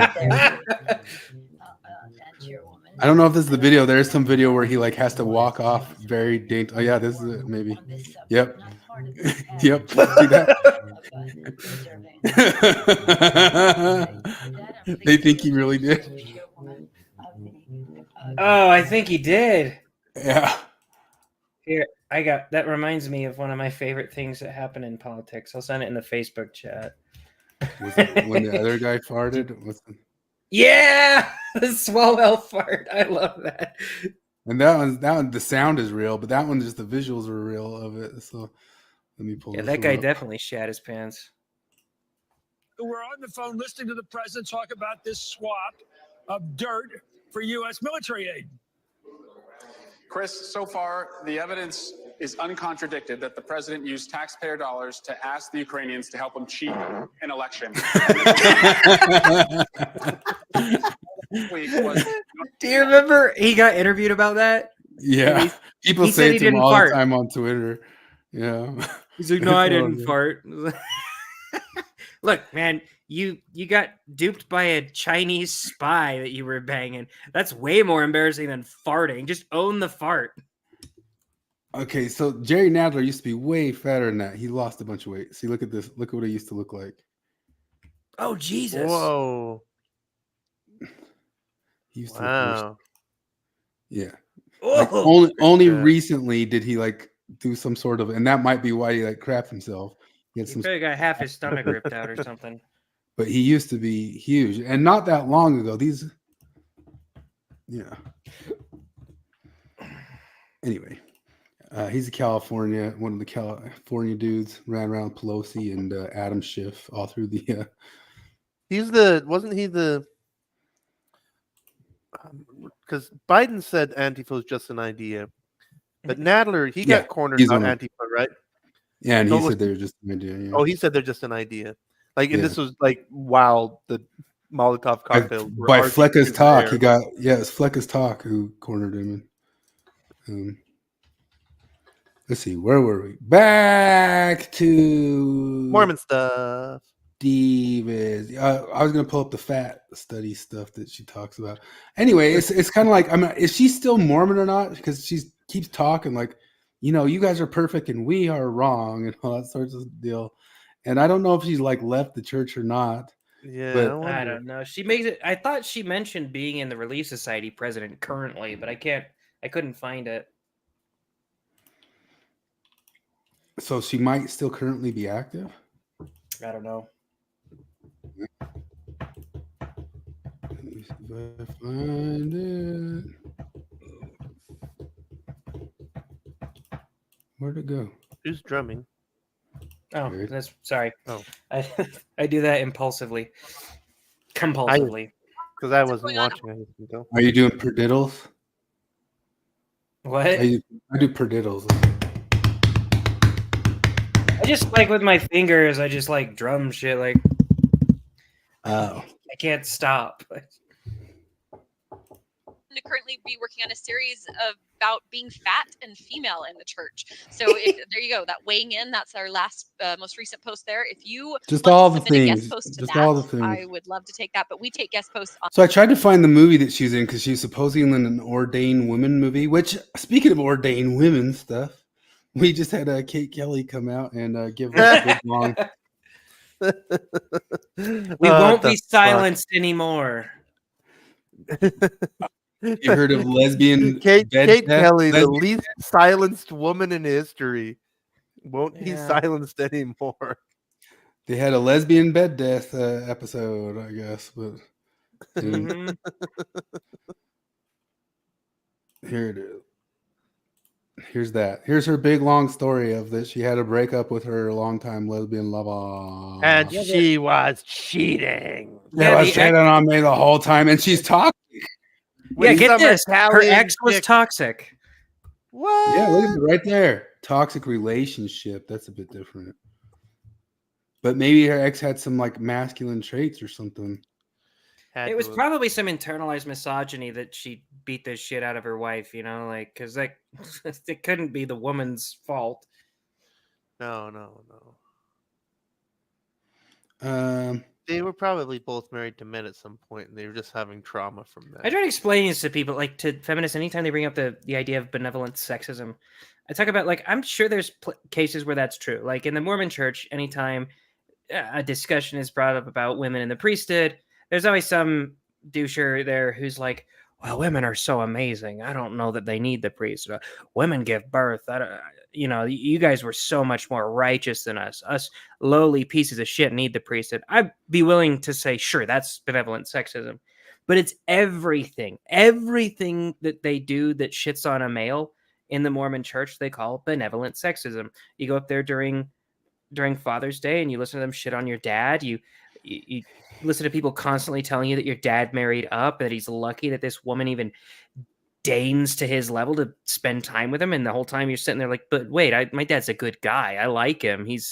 And I bring this up and they're always, yeah, the patriarchy hurts everyone. I'm like, look, I don't use this word a lot, but do you realize how insulting that is? I bring up a thing, like you're constantly talking about systemic bullshit. And the one time I chime in and say, well, here's a system thing that I think is a little bit fucked up. You're like, yep, that's the men's fault. I'm like, oh, so it's, yeah, okay. It's my fault too. Just like all patriarchal bullshit. This system that's built for men by men tells men that they're scum. Awesome. What a dog shit system. But you're recentering men by pointing out that the system shits on men. See, they get you coming and going. Yeah. In case people don't know, although I think most people know, Kate Kelly here was the leader of ordained women. She got excommunicated around the same time that John DeLynn did. I think she felt that John DeLynn came in and stole her thunder because she was getting excommunicated, and John DeLynn came in and said, "Oh, me too." And so then the New York Times picked up that these two prominent Mormons, and then since then Kate Kelly has disavowed John DeLynn, calling him a sexist, sexophobe, sexy sexer who preys on women and takes advantage of them, and is probably a molesty too, she claims. And then also says that he profits off of the different women. And I'm sure she's backed Jen, that psychopath. Allegedly, I have to say that or she'll sue us. Jen Camp, that psychopath who has been suing the crap out of RFM and DeLynn. Anyway, she, for a while, was in a lesbian relationship and everything was happy and dandy after she divorced her husband because stuff goes great after you leave Mormonism. And now this one's ended because of what's called lesbian bed death. I don't know if that's why. She just said they had like, well, I guess she's having an affair on her. But lesbian bed death, is that, can that be, oh my gosh, look, there's pictures of it. There's a band called Lesbian Bed Death. Musical band. What a sweet band name. Musical band? I want to listen to them. I wonder what they talk about. That's a cool band name. I wonder if the concept is like an actual Wikipedia thing, though. Lesbian Dead Death. We need to listen to them. Lesbian bed death is a real thing on Wikipedia. The concept of lesbian couples and combinations have less sex than any other type of a couple. Longer relationship lasts and generally experience less sexual intimacy as a consequence.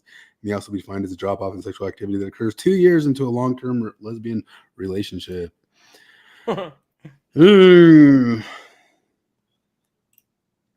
Anyway, all the way back to we're giving you the 1-2, Divas. We're giving you the 1-2 because I mean some of the stuff that you said in here. I wanted to pull this quick thing up by our old boy, What If Autist. And he wants to do like an episode. He said it coming up on like the great big lies that were told. Well, hopefully I'm going to write after that, or maybe a video after that, is the greatest lie ever told. And the greatest lie ever told is the complete fabrication on the information of human nature from what I call the blue pill era. The blue pill era is 1960 to 2020. And the blue pill era believed these, like, let's say 10 things. They're just completely false. Progress will continue forever at no cost. Men and women are psychologically the same. There are no genetic differences between race, sex, or class. That there is, that human nature is naturally a blank slate that you can just write whatever you want onto. Yes. That's perfectible. And that we are gradually moving towards global unity. These are things that because society. One of the things that I hear pop up in ex-Mormon stuff all the time, including with you, Divas, if you get this far into us, is this concept that we're moving towards the eye of the end of history. We're moving towards this perfected whatever. Like we're going towards Star Trek. No, we are not going towards Star Trek. It's not happening. Well, that was even his guest. She even mentions that like in this transgender policy, in 20 years, they'll look back at it the same way they look back at barring black people from the priesthood. And I'm like, I don't think so. I'm thinking it's going the other way. Like, I think in 20 years, they're going to look at it more like they did at lobotomies for unruly housewives or for diagnosing women as incest survivors with repressed memories. Like, I'm pretty sure most people in 20 years are going to be like, man, remember when we started castrating kids? That's fucking insane. I knew it was wrong the whole time, by the way. Like, don't dig into my old Twitter, though. Yeah. I was always against it. Oh, they're back to the ballerina stuff. Where do they say that? Because I wanted to pull her up saying that we're going to look back in 20 years or 40 years. Did she say look back? Oh, I can't remember exactly how she phrased it. But I mean, we hear this thing all the time. It's basically one of the concepts that Maven has of why she needs to be an activist, because sometime in the future we're going to look back and it's going to be so obvious that this was our Selma, moment. It is funny. There's like this rabid neuroticism in people who have no pattern recognition skills, just trying to guess what the next Selma will be so that they can be on the right side of history. You know, like, okay, it's trans stuff, right? It's gotta be an abortion. If I do abortion and trans stuff, I gotta get one of them right. What's the character's name? Portia de Rossi in Arrested Development? Yeah. Lindsay Bluth. Yeah, no, because she does that. Like, yeah, she's just like, oh, what's the thing? What are we all defending today? What do we all care about? She does it so terribly. She's such a perfect, like, example of the woke before we even knew what the woke really was. I mean, we knew it, but yeah, not as obvious.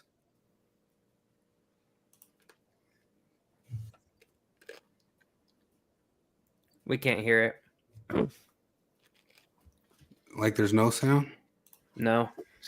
Oh, it did one of those things again. It did one of those things. Where I did it all right, but it still came out wrong. Oh, the things. Present. Was there a cat there? I heard a kitty. Yeah. Now, You hear as it now? that's Yep. it's going to sound just as terrible 50 years from now as that story does to us now in 2024. Like, it's not going to age well. You know, it's amazing that he has no problem with prophet seers and revelators who engaged in a 22-year-long investment scam, was fined $5 million for fraudulently and shamefully hoarding $300 billion.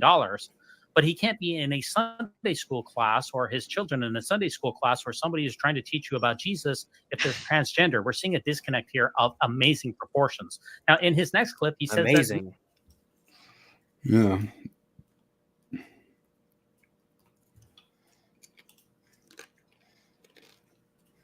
She also completely mischaracterizes what Quick says. Oh yeah. He sort of does that conservative thing where he distinguishes between pronouns and names. And he's like, a name is a legal thing. You can change your name. I'll call you your new name, but I won't call you pronouns. And then she claims that he'd get mad at you if you called him Mormon, but he won't call you your new name. They also have the thing where they say that the regular members should be the ones holding their pee and let the transgender people use the restroom. And their meeting, I think, was like at 10:30 in the morning, and my ward met at 1 o'clock at the time. So I could actually go to both of the meetings in one day. And I went, and that congregation had a ton of variety. Like, you would walk in and you would see people dressed very differently. You would see like a woman in a cocktail dress with tattoos, and you would see a gay couple, and you would see a more traditional looking family. You'd see someone who looked like the Relief Society president in her ward. People would be in jeans. Some people would be dressed up. There was different races and different orientations and just everyone. It was very, very mixed. And they make a really big emphasis on everyone is welcome here. We love you. Oh, It doesn't matter wait, if you're that atheist, different doesn't word? matter if you are Oh. Christian, doesn't matter if you don't know what you No, it was a different denomination. believe, you can be. okay. Sounds like a good club for you to join. Yeah, You can join that club if it's the right club and you're in the wrong club. Mormon and come, everyone is accepted. And there were two transgender women at the time who attended this, I call it the UU church, attended their services. And they looked Universalism. obviously Unitarian. transgender. They Yeah, I was just saying, showing like how everything's better everywhere else except for my church, but I'm just gonna stick with it until I change it into that church. Like, why? Like, leave the Mormons alone. They're Mormons. Be a Mormon or leave the Mormons. Be a Mormon or leave the Mormons. You know how Stop the trying Mormons don't go to the Unitarian church and say, hey, knock it off with all of this diversity. So, like, what if they do get their wish and promote Nemo up the prophet, and Nemo as prophet puts in like a full DEI Mormonism stuff? I mean, I guess they think the community of Christ didn't like start saying, hey, we don't believe all this stuff anyway or anything. But I asked the question, I ask it once again, I ask it all the way down. Why do you guys care about the diversity, equity, inclusion of what you consider to be a fraud and a pyramid scheme? Why? Like, stop it. Like, why should you make it more enticing and friendly to join? How come is that activism? What is that? That Hitler fellow is the real Scheißkopf. You know, that he won't let any of the Das Juden join the Nazis. He won't let any blacks join the Nazis. You should have at least 10 black Nazis at every death camp. This is just discrimination. No, you can tell, like, that's the thing, like this lady, Maven, like, you just know, like, their biggest problem with the mafia is that they don't allow women and gays. Like, that's the thing that's bad about the mafia. You know, or it's like, I do just like want to ask that, and I have asked that. Like, they ignore the question. Like I say in there, like, Divas we know is particularly upset about the way the church defrauded people with money. But if they get DEI stuff up, like, this is our biggest problem with the DEI stuff. Like, do you know how corrupt the Democratic Party is? Like, our biggest issue since forever is the Democratic Party has always been just as corrupt as any other party you could point at. But they do the thing of saying they actually really did the thing. They put a transgender flag on a nuke. They really did it. The meme. That's so funny. Like they dead seriously did it. And the whole entire thing is such a smokescreen to you guys who supposedly are good at seeing smoke screens now, of saying, "Oh, look, we're doing happy dippy doopy. Now don't mind our frauding or defrauding of everybody. Don't mind any of that. Look, we're all the right colors." There was a person who was just like, who thought that was a win. It was put a trans flag on this nuke. Let everybody know that the trans are just perfectly just as capable of humanicide as everybody else. Yeah, they really did put it on a nuke. Like this, they had it on the Lotus Eaters, the picture of it.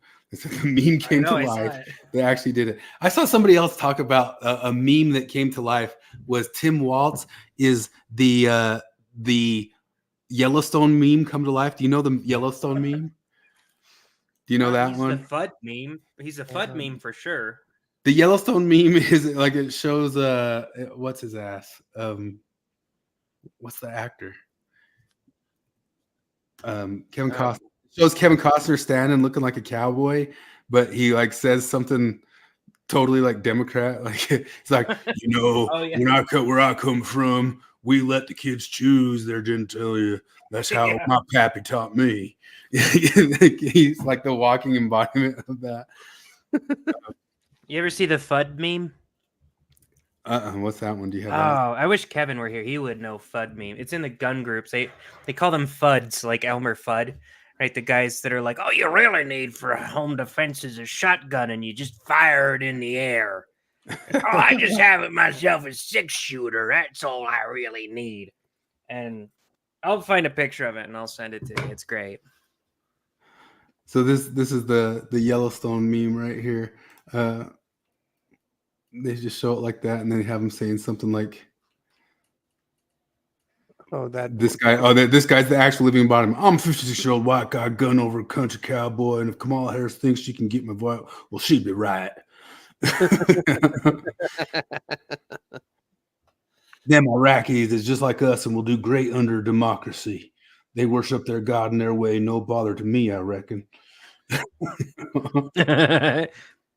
That's the Yellowstone meme.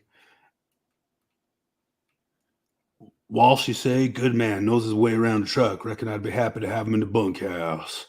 Yeah. I don't know what the FUD meaning is though. If you I'm sending it to you. I just had to get a good picture of it. There, it's in the Facebook group. Dude, I'm a little blown away that because I'm just poking around on the internet while we talk, and I see that Utah is up 49-0 in the fourth quarter, and I had no idea that football season had started. The Utah Utes? I mean, I guess it's the end of August. There's got to be like preseason. I knew football season had started because it got cold yesterday. That's right. That's how you know. Man, how's it already cold, man? Number 12. They're starting out at number 12. Will this be the season that they finish around 12? All I got to do is never ever lose. Man. Yeah, you need to look up. So yeah, I sent it in a thing, but that meme.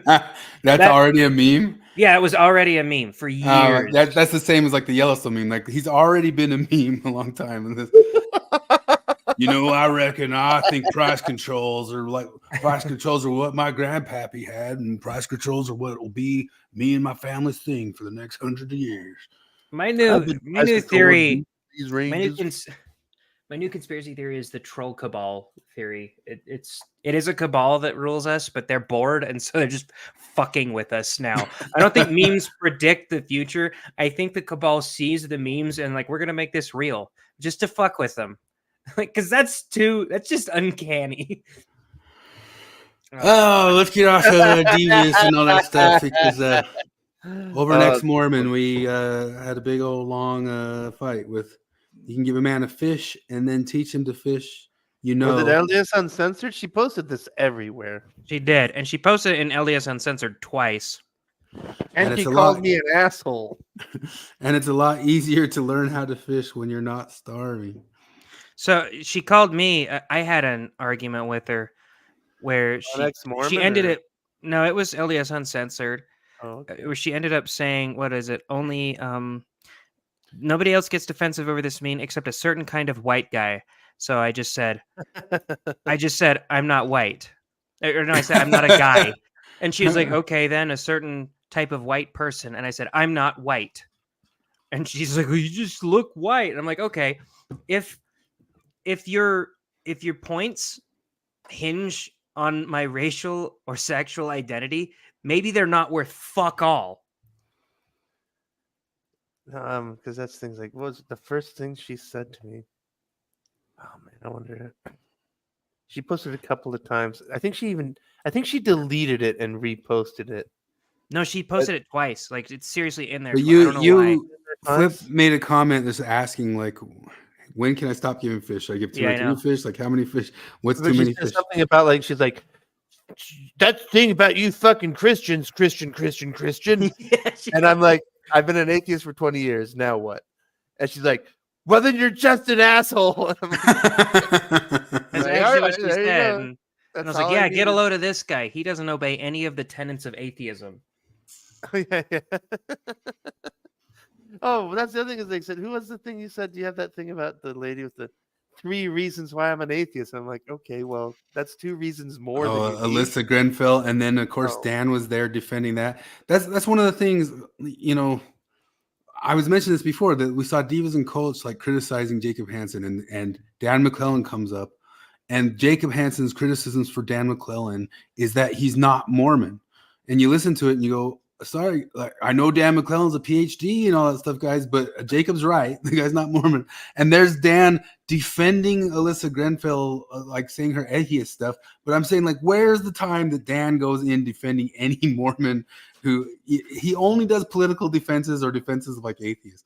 Yeah. He's not an honest person about where his stances are. The closest I've ever seen him come is that he did go after John Dylan and Kara once when he was not quite as big. But well, he just said some things wrong about Joseph Smith's history, but it wasn't like that strong of a defense. It's just like you got some of the things wrong there. Mm-hmm. So that's the close. But yeah, he's literally never. I've never seen him defend a Mormon or any. Especially Mormon if belief. they're a conservative Mormon. Like, well, that's the thing. I've gotten into arguments with Anthony Miller about Dan. And I'm like, look, I'm pointing at a guy that's obviously a wolf in sheep's clothing, and by that I mean like he's clearly an atheist posing to be. And it's not like there's anything wrong with being an atheist. That's the thing I always say about Dan McClellan. Somebody needs to tell him it's actually okay to be atheist, dude. But every time I bring it up, like he's clearly faking. Like you get the Anthony Millers in there, and the Jim Bennett's, and the Dennis Langs telling me. Well, he told me that he believes in God, so what else do I have to go? He's lying! Yeah. He's clearly lying! Look at the things that he says and the things that he does. we brought it up forever ago, the thing at the end of Salt Lake City Punk where he says he decides he's going to change it from inside the system, man. I'm going to be a real punk type deal. And one time John Larson came out and said, that's what you need to start doing too. And we pulled it up, like, change it from inside the system, man. And there's all these different guys who are doing that now. And we are technically the ones, besides that we comment on it and joke about it and stuff, but we are the ones who left it and leave it alone generally. Like we have our opinions and stuff, but we don't go marching in like trying to kick it out of people's hands or stuff like that.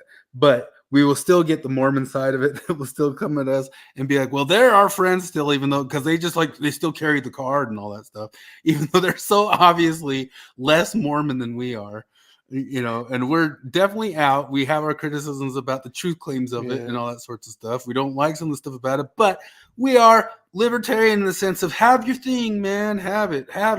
Be free, have your thing. Whereas they're on the inside of it and on the outside of it trying to help get public laws and different things to start affecting or changing what Mormon churches can do or not. And Yeah, and on the inside. between the three of us, we got a resignation, an excommunication, and an apostate deviant, and we're more Mormon than Dan McClellan. Oh, absolutely, yeah. Like that's I was about to say that. Like we are exactly that. We are more Mormon. We are more faithful. We are friendlier to Mormon beliefs than Dan McClellan is. I would say Jim Bennett too. Sometimes, like Jim Bennett, now at this point, nothing the church does is right. They've got to catch up to his morality. And I asked him that directly once, and you just like anything. I think he probably blocked me or just like shunted it off. Yeah, I said, Jim Bennett if said they anything? need to catch up to your morality, why do you need them? Like if they're supposed to catch up to what you already know,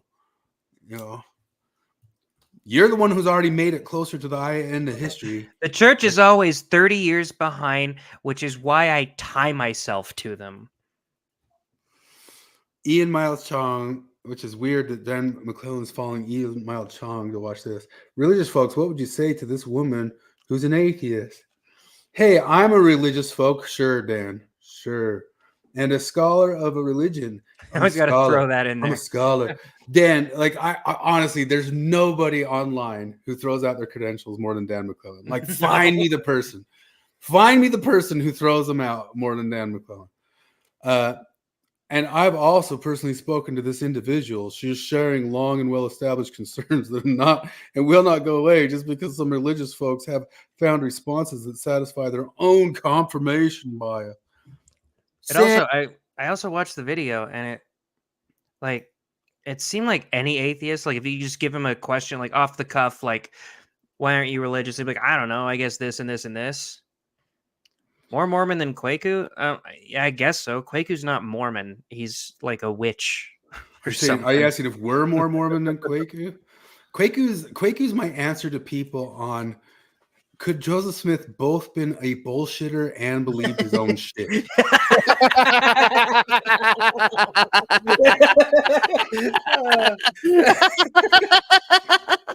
That's actually perfect. Yeah. If you're ever confused on how it works, what would that look like in real life? Now we know. It exists, yes. Let me see if okay, I'll pull her video up now.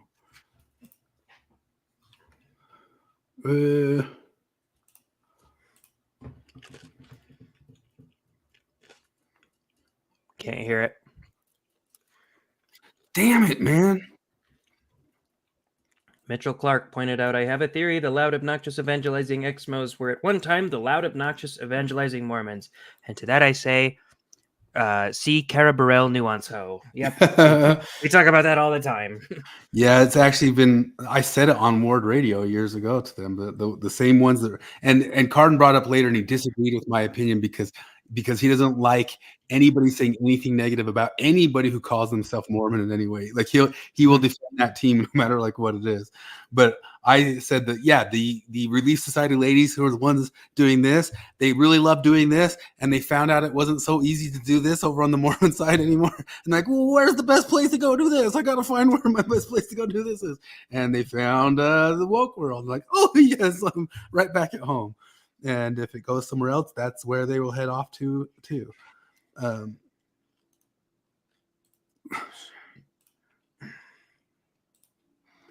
Present, share screen. Oh, Flip wanted to hear this though. I think he's usually listening when he's off screen. Is he? Yeah. Oh, Well, we can always wait and bullshit. We can wait and bullshit. Have we had Fernando Santos in the chat before? He says, thank you guys. Love your channel. You strengthened my testimony. I don't know in what we strengthen your testimony, but hey. I hope so. As long as it's not queer theory, then we choose the Mormons. We choose the Mormons. Yeah. We choose them.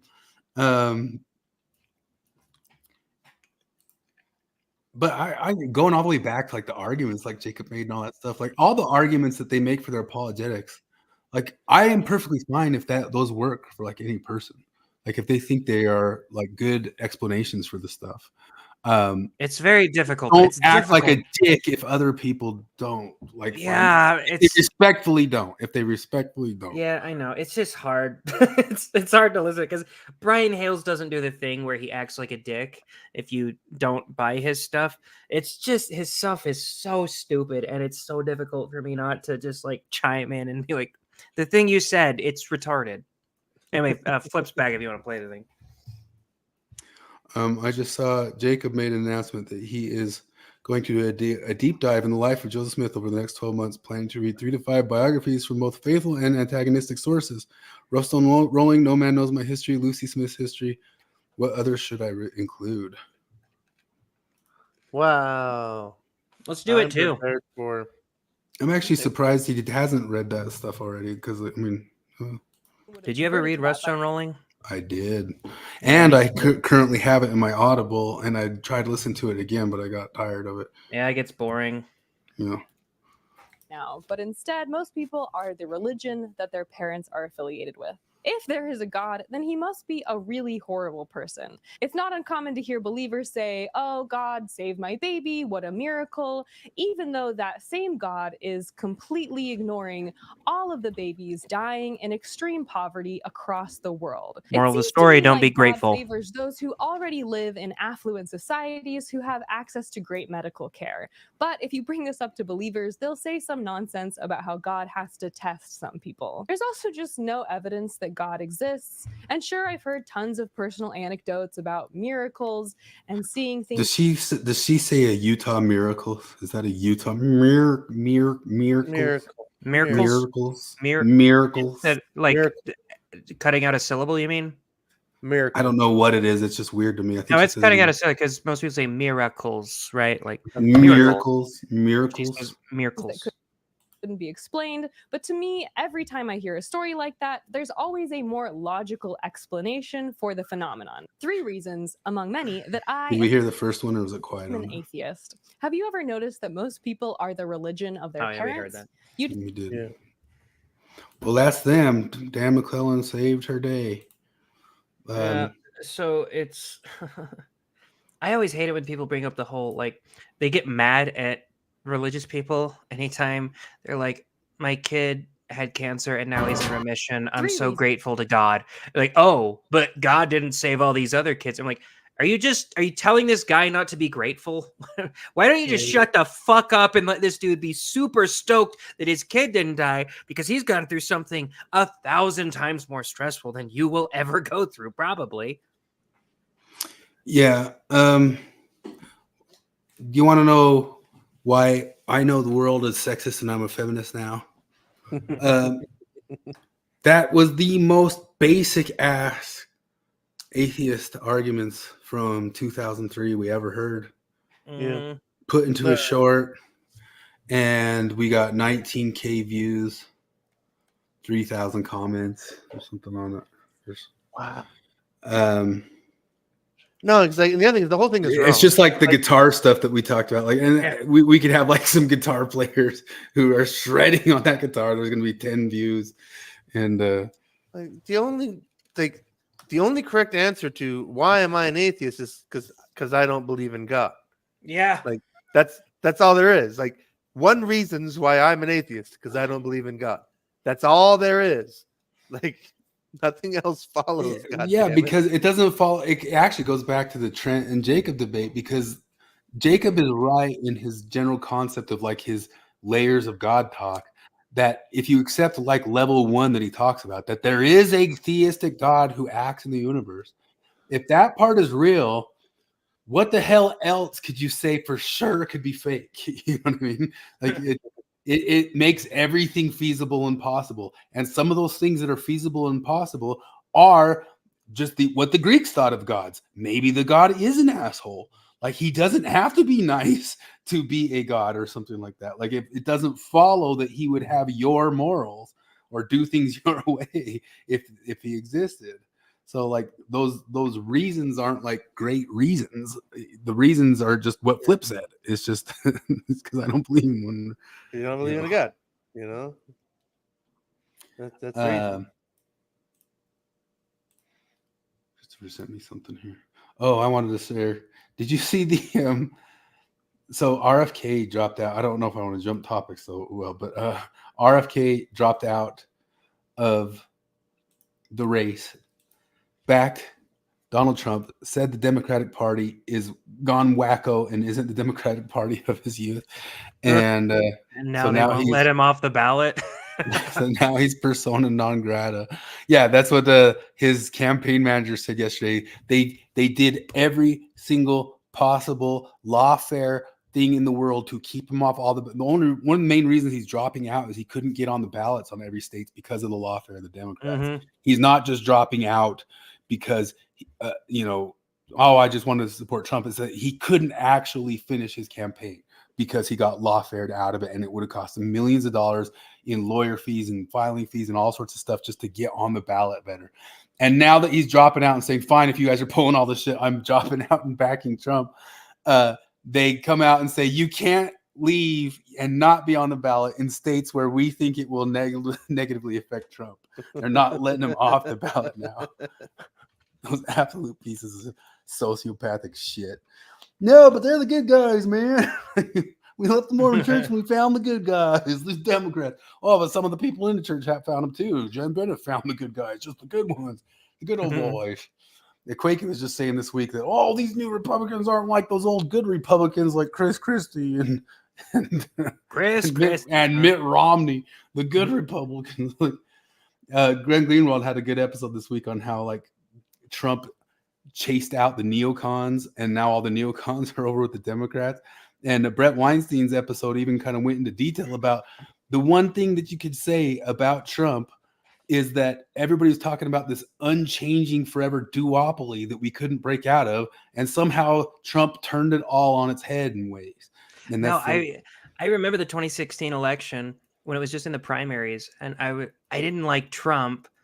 Like I didn't hate him like most people did, but I was like, dude, get out of here, because I was a Rand Paul guy, and I'm listening to Rand Paul talk about the deficit and how like his plan to like fix it and shit like that. And I'm like, nobody's talking about this.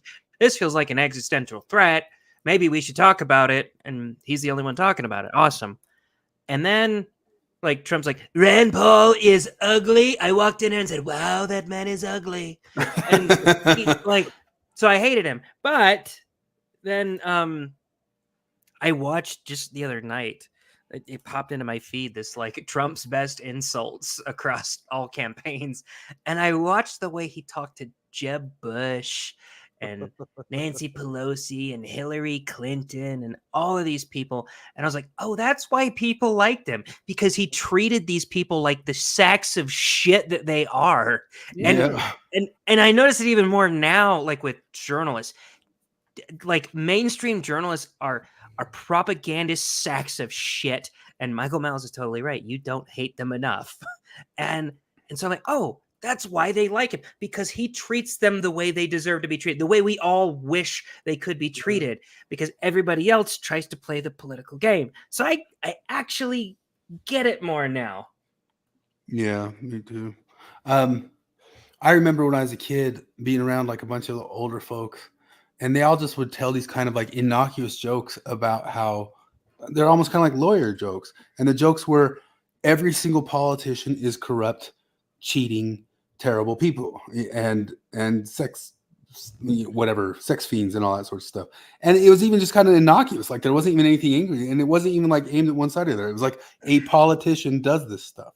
Yeah. And then at some point or another, like Trump came along, and it's like the whole world suddenly not only decided that Trump was the devil, but that also meant that everybody else was good all along.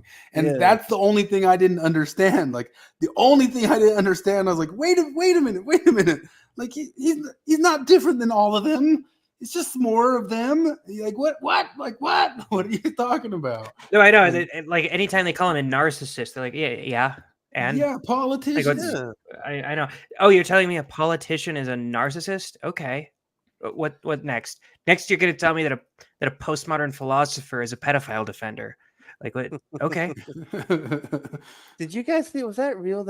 Is it real that Jon Stewart ripped on the DNC for their? Oh yeah, he's been ripping on him a whole lot. There was one kind of recently too, where they went around and were interviewing people. I could pull it up, but the Daily Show dings me.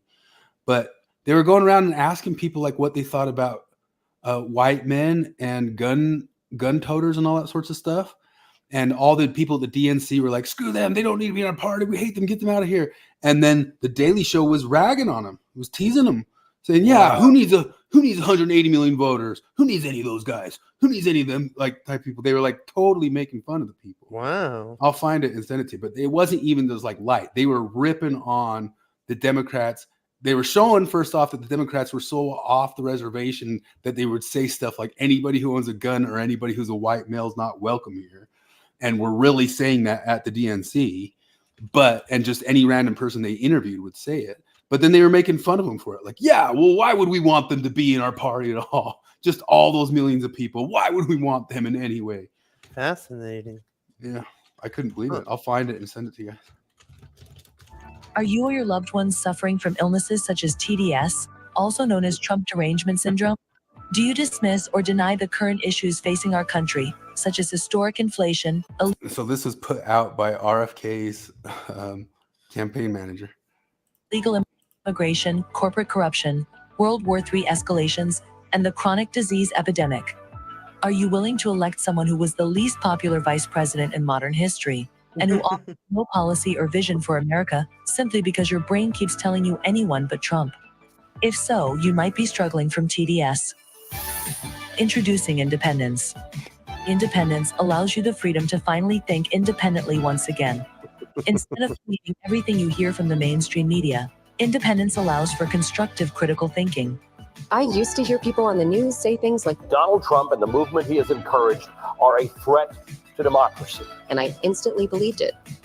With Independence, I now realize the media is run by the Democrat elite, who are a corrupt oligarchy that censors free speech, silences political opponents, supports forever wars, and abandons democracy by anointing its candidates. Independence may not be for everyone. If you enjoy being cognitive abilities, support Orwellian totalitarianism, or are excited about communist fiscal policy, independence may not be right for you. Common side effects of independence may include an awakening of rational thought, successfully identifying propaganda, freedom of choice, loss of hatred, anti-narcissistic behavior, and love of democracy. I used to blindly hate whoever my party was running against. I didn't care about facts or policy because I was hopelessly indoctrinated. With independence, I'm much more interested in policies that uphold democracy, and I truly care about the health of our country and its citizens. Ask your doctor if independence is right for you. It's got interesting, like framing it like a boomer medicine. I know. Or something like that. But still a bit boomer tier. But Yeah. I guess it's self-aware if it's making it like a boomer medicine joke or whatever. But I want to find that Daily Show one, but I can't show that one up here. I saw a wonderful Daily Show excerpt earlier where Trevor Noah defends capital gains taxes. No way. Yeah, that's what's coming up here. She's proposing corporate tax rate of 28%. Whatever. That corporate tax rates go up and down. Sure, whatever. Do you want to know what Trevor Noah's criticism was? Like his defense. It's just rich people. Actually, no. He tried harder, and it was even dumber. So he's talking about like, okay, I understand that you don't want to. I'm not gonna do the voice. Okay. He's like, okay, I get it. Like, we're taxing you on something that you don't actually have in your hand, right? But then Elon Musk goes to buy Twitter, and when he says, well, I don't actually have the 44 million, but I will leave my stock up as collateral. I'm like, hold on, wait a second. But so you do have it. And I'm like, what? Right? No, he's saying have it. the whole idea of collateral is that he'll liquidate it if need be.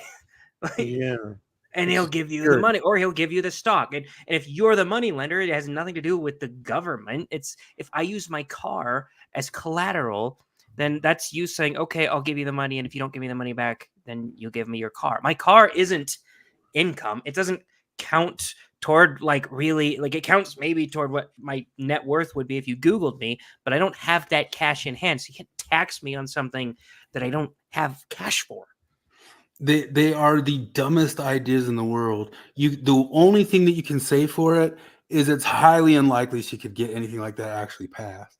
But it is so stupid. But at the same time, you have to like imagine that like maybe you're saying stupid things to stupid people, because half of her campaign, like they talk about her going around saying all that joy stuff, like joy and joy and joy. It's like uniquely designed to try to get young and dumb and female people like into it. Not that females are inherently dumb, but they get up in their arms about we got to take care of the people type stuff, the awfuls type deal. But those ideas are so stupid. Unrealized gains tax of 25%, capital gains tax of 44%. That would destroy the economy. There's no way that anybody can invest. Like capitalism would die with a 25% capital gains tax to it. There would be no such thing as anybody daring to put capital towards anything. That would be the end of daring to put capital towards anything.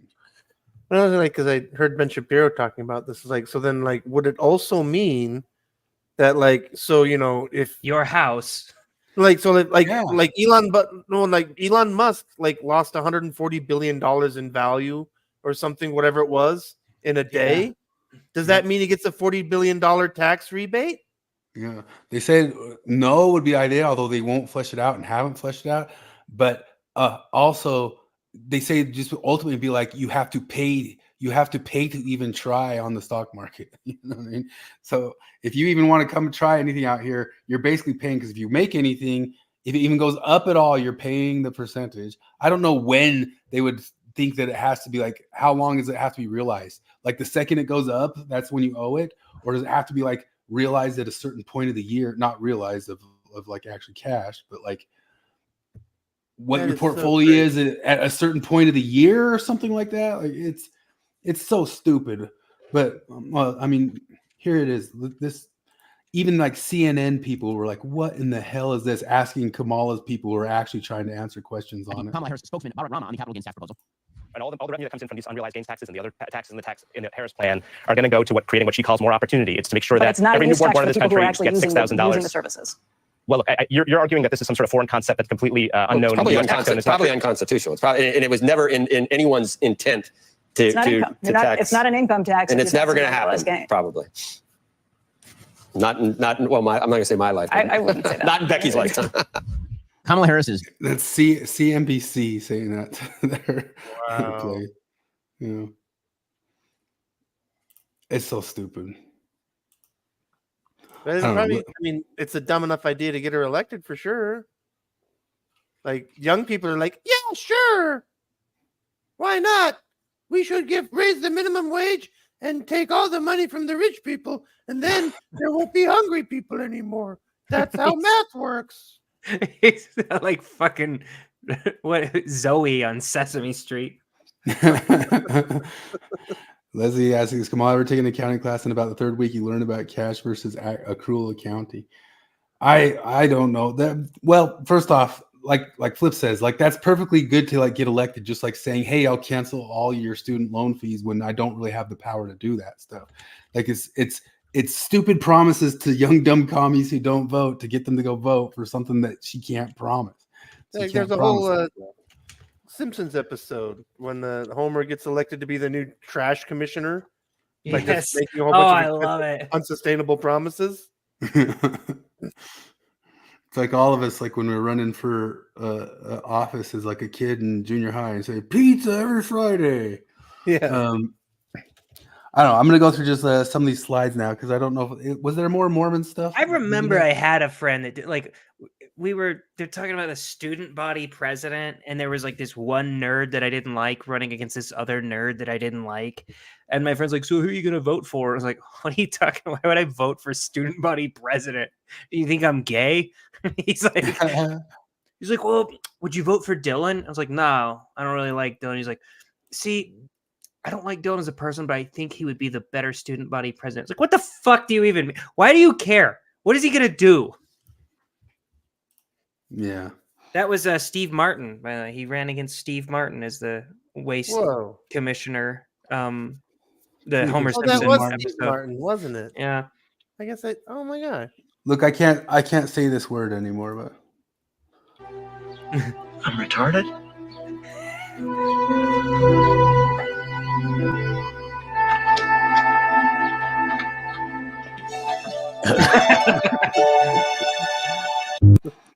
So Have do you you seen remember? that? I don't know if you mentioned it, but do you remember the ending of that episode? The solution. No, did you actually see that whole episode? I used to watch No, I'm that talking show.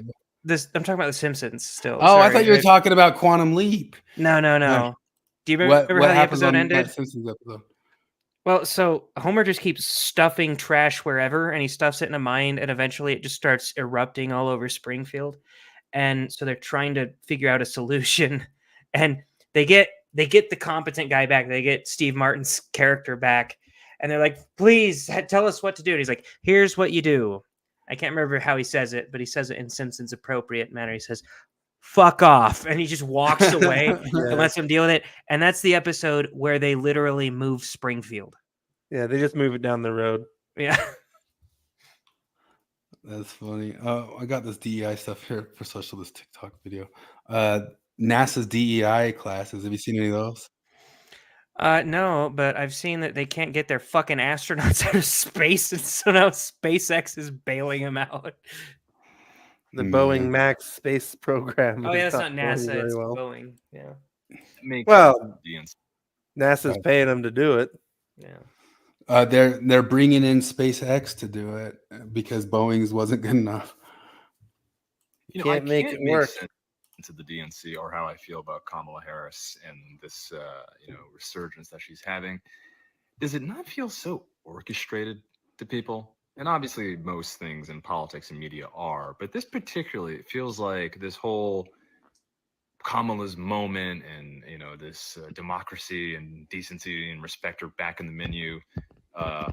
Looks like meat's back on the menu. I feel like I'm being gaslit by my parents. I feel like this whole Democratic Party push to normalize and legitimize Kamala Harris is like my parents and my mom. She's just like, you had a happy childhood. You had a happy childhood. Now smile and let's go out to dinner at Red Lobster. That's how I feel. And I feel like they're just ignoring a ton, and they're just like, we can't have Trump, so everyone shut up and smile. You're embarrassing me. That's how the Democrats.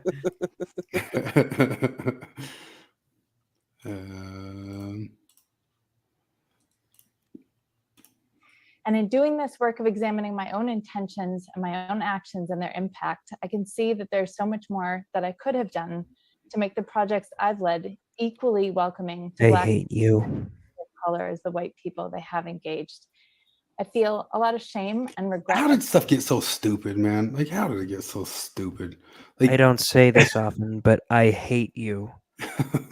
about that. And I know that without looking head on at what I've done and not done, I won't be able to do better. So I'm looking forward to today's event and to this whole series as steps in my personal and professional journey to make my work more anti-racist and therefore more effective in reaching my aspiration. And this may be a review for many of you, but these are those different characteristics that you probably see coming up a lot in our workspaces, especially in the practice of science. Perfectionism, a sense of urgency. I'm sure all of us are feeling a sense of urgency for the deadline. Maybe.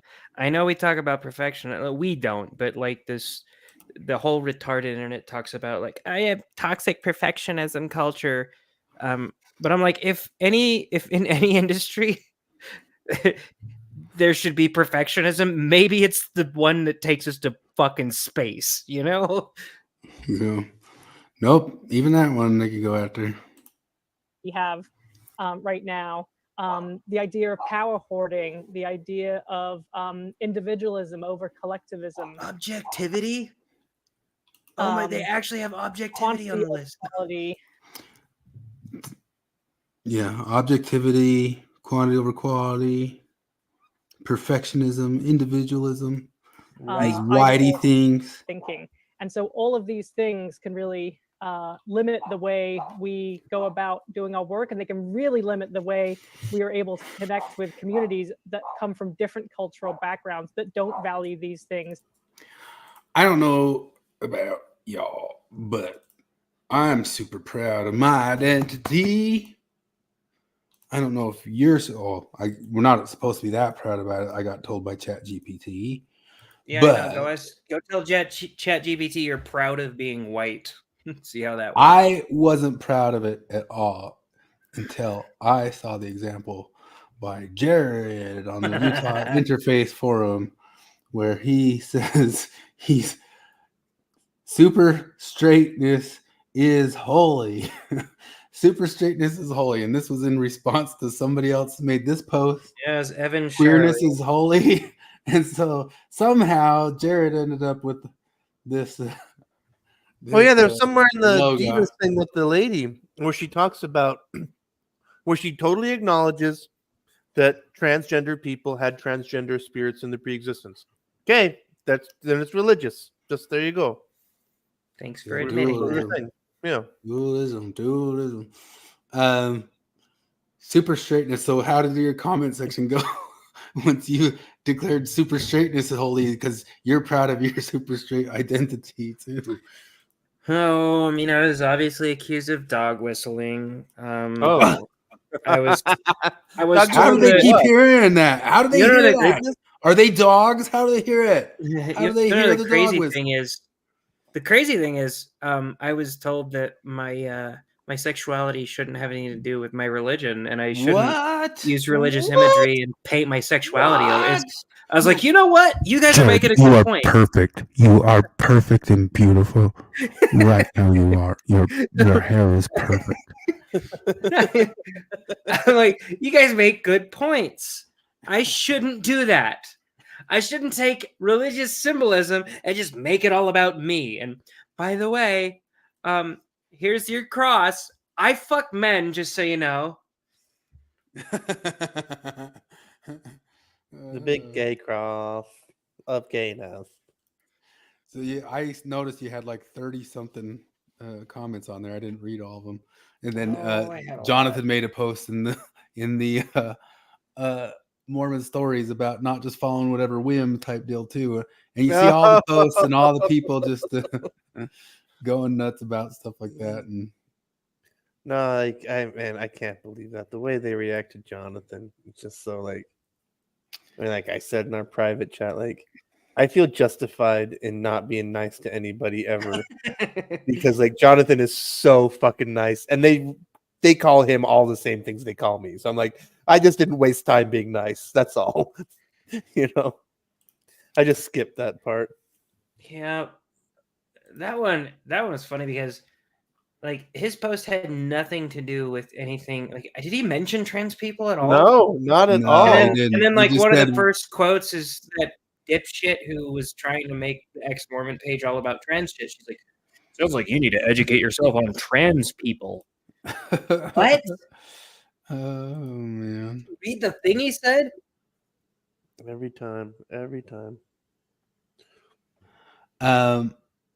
Let me see here. I got some other slides to get to. Well, first off, I'm going to show this. The gal I'm dating. Came across first time last night. Oh, I got to clean it up now, folks. I'm sorry. I can't say all the nutty stuff anymore. I don't know how they come across it. How do you come across it? Fair warning. I'm a post-menopausal priest, pastor, preacher, wife, mother and grandmother of a neurodivergent grandson. And if you come for Gus Waltz, you'll have to get past me, and it won't be pretty. What? Is there anybody? What would not be pretty? Like, what would happen? Wait, that guy's you'll yell at me with a joking, ball, right? Yeah. That's a meme, isn't it? No, it says if I can find anyone in the Mormon church is half as brave as this pastor, I Look, Susan Russell. I thought that was a joke. This is not a joke. The post-menopausal thing, it's got to be a joke, right? No, man, they're proud of that. Oh, inclusion God. warrior, liturgy expert, I know, advocate, and mediator. It reminds me of the whole death stare thing. There's all like really short women do this thing like at work where if you cross them, they give you the death stare, and stupid cuck boomers are always like, oh no, careful, she gave you the death stare, you better give her away. Or else what? Get this. Okay, I don't think any of you are gonna attack me. But if I had to choose one of you to attack me, it would be the 5'2" woman, obviously. So, Episcopal Diocese of Los Angeles website. Here she is, like Susan Russell. I'm trying to see if she brags about being postmenopausal. Oh, no, because her title is the Reverend Canon Susan Russell, Diocesan Canon for Engagement Across Difference. What the fuck?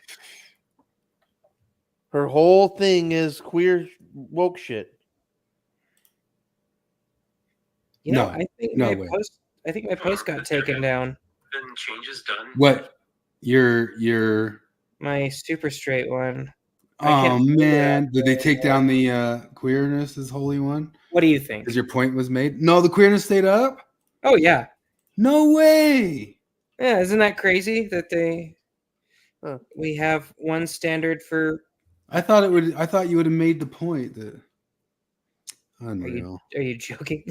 You gotta. No, sometimes that happens. Sometimes they get the point. I'm just scanning through this thing, and it's for Katie Sherrod, communications director for the Diocese of Fort Worth and LGBTQ plus activist.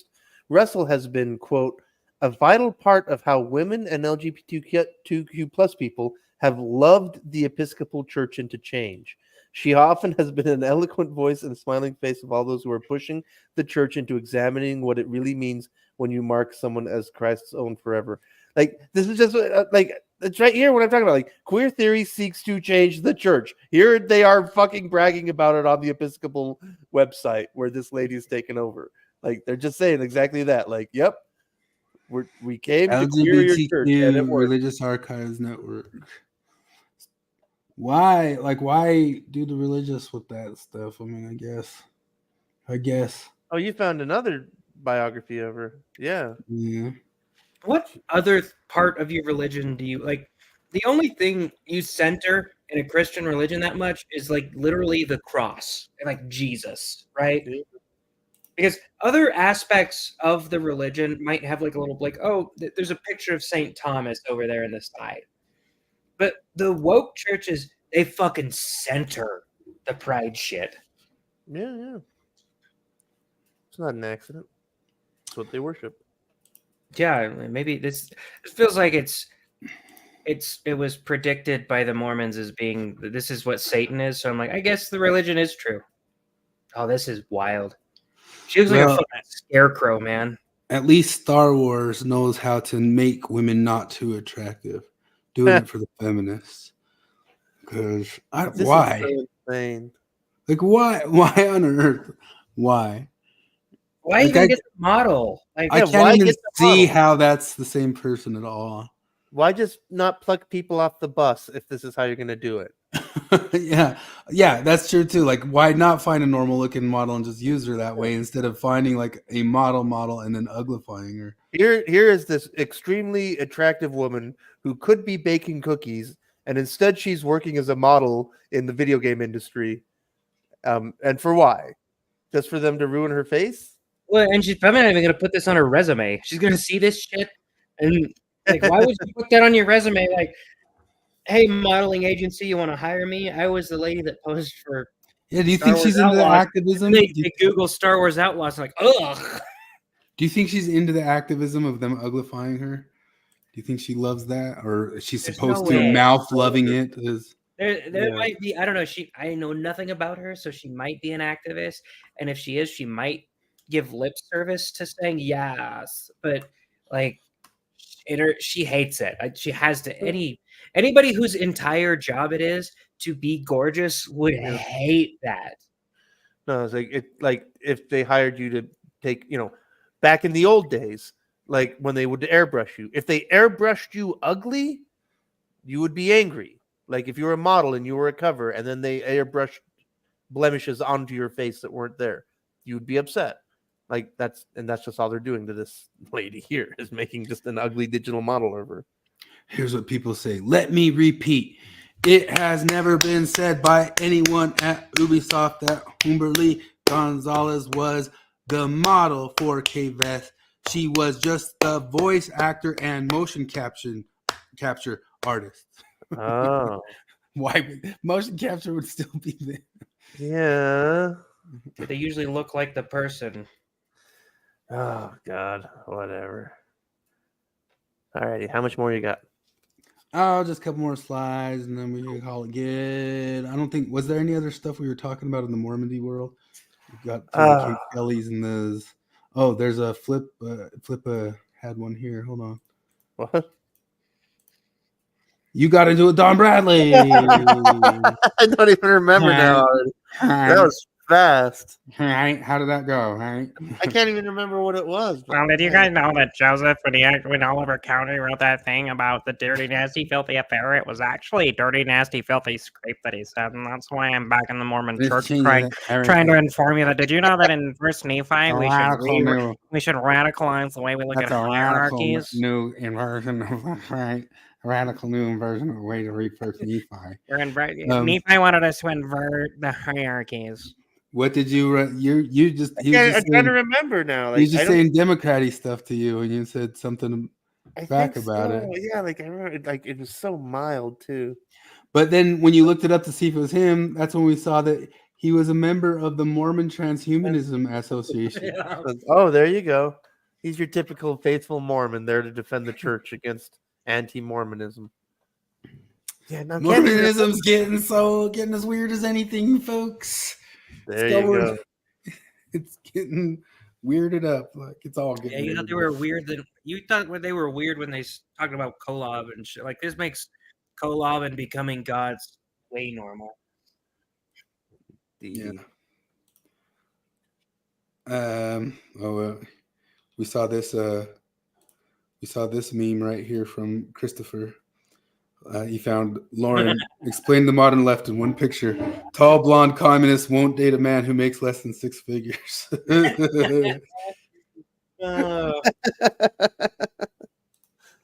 Yep.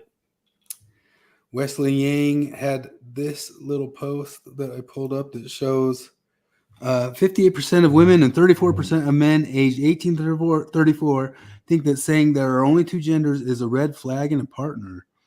The public at large has never been propagandized to believe made-up nonsense so rapidly. That's incredible. Yeah, that really is amazing. Yeah, that's one of the things that's just blown my mind. The whole Kamala Harris thing and all that stuff. Like, I really do believe in the power of propaganda in the media nowadays. Like, they can incept ideas into the world for dang sure. Oh, well, I guess that's about all the slides that I have. Cool. I just feel like the Mormon apologist tactic, where you just pretend that a thing is, and then, like, a lot of people just believe that it is, Like, you just say, that's been debunked years ago. We've addressed this. We've addressed, and that's just all you do with Kamala Harris. So you're like, this has been addressed. Everybody loves her. She's amazing. This has been addressed years ago. This has been addressed years ago. We like Kamala Harris and have always liked her now. We've always loved Kamala Harris. Here, I've got a video for you. This will probably mess up. What the fuck? Present, share screen.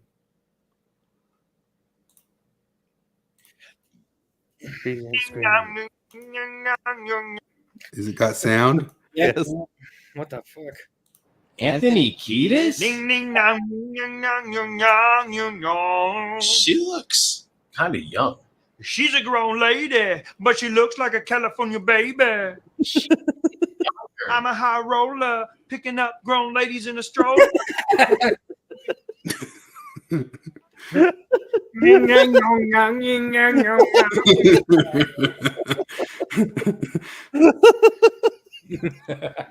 mean, I guess we got a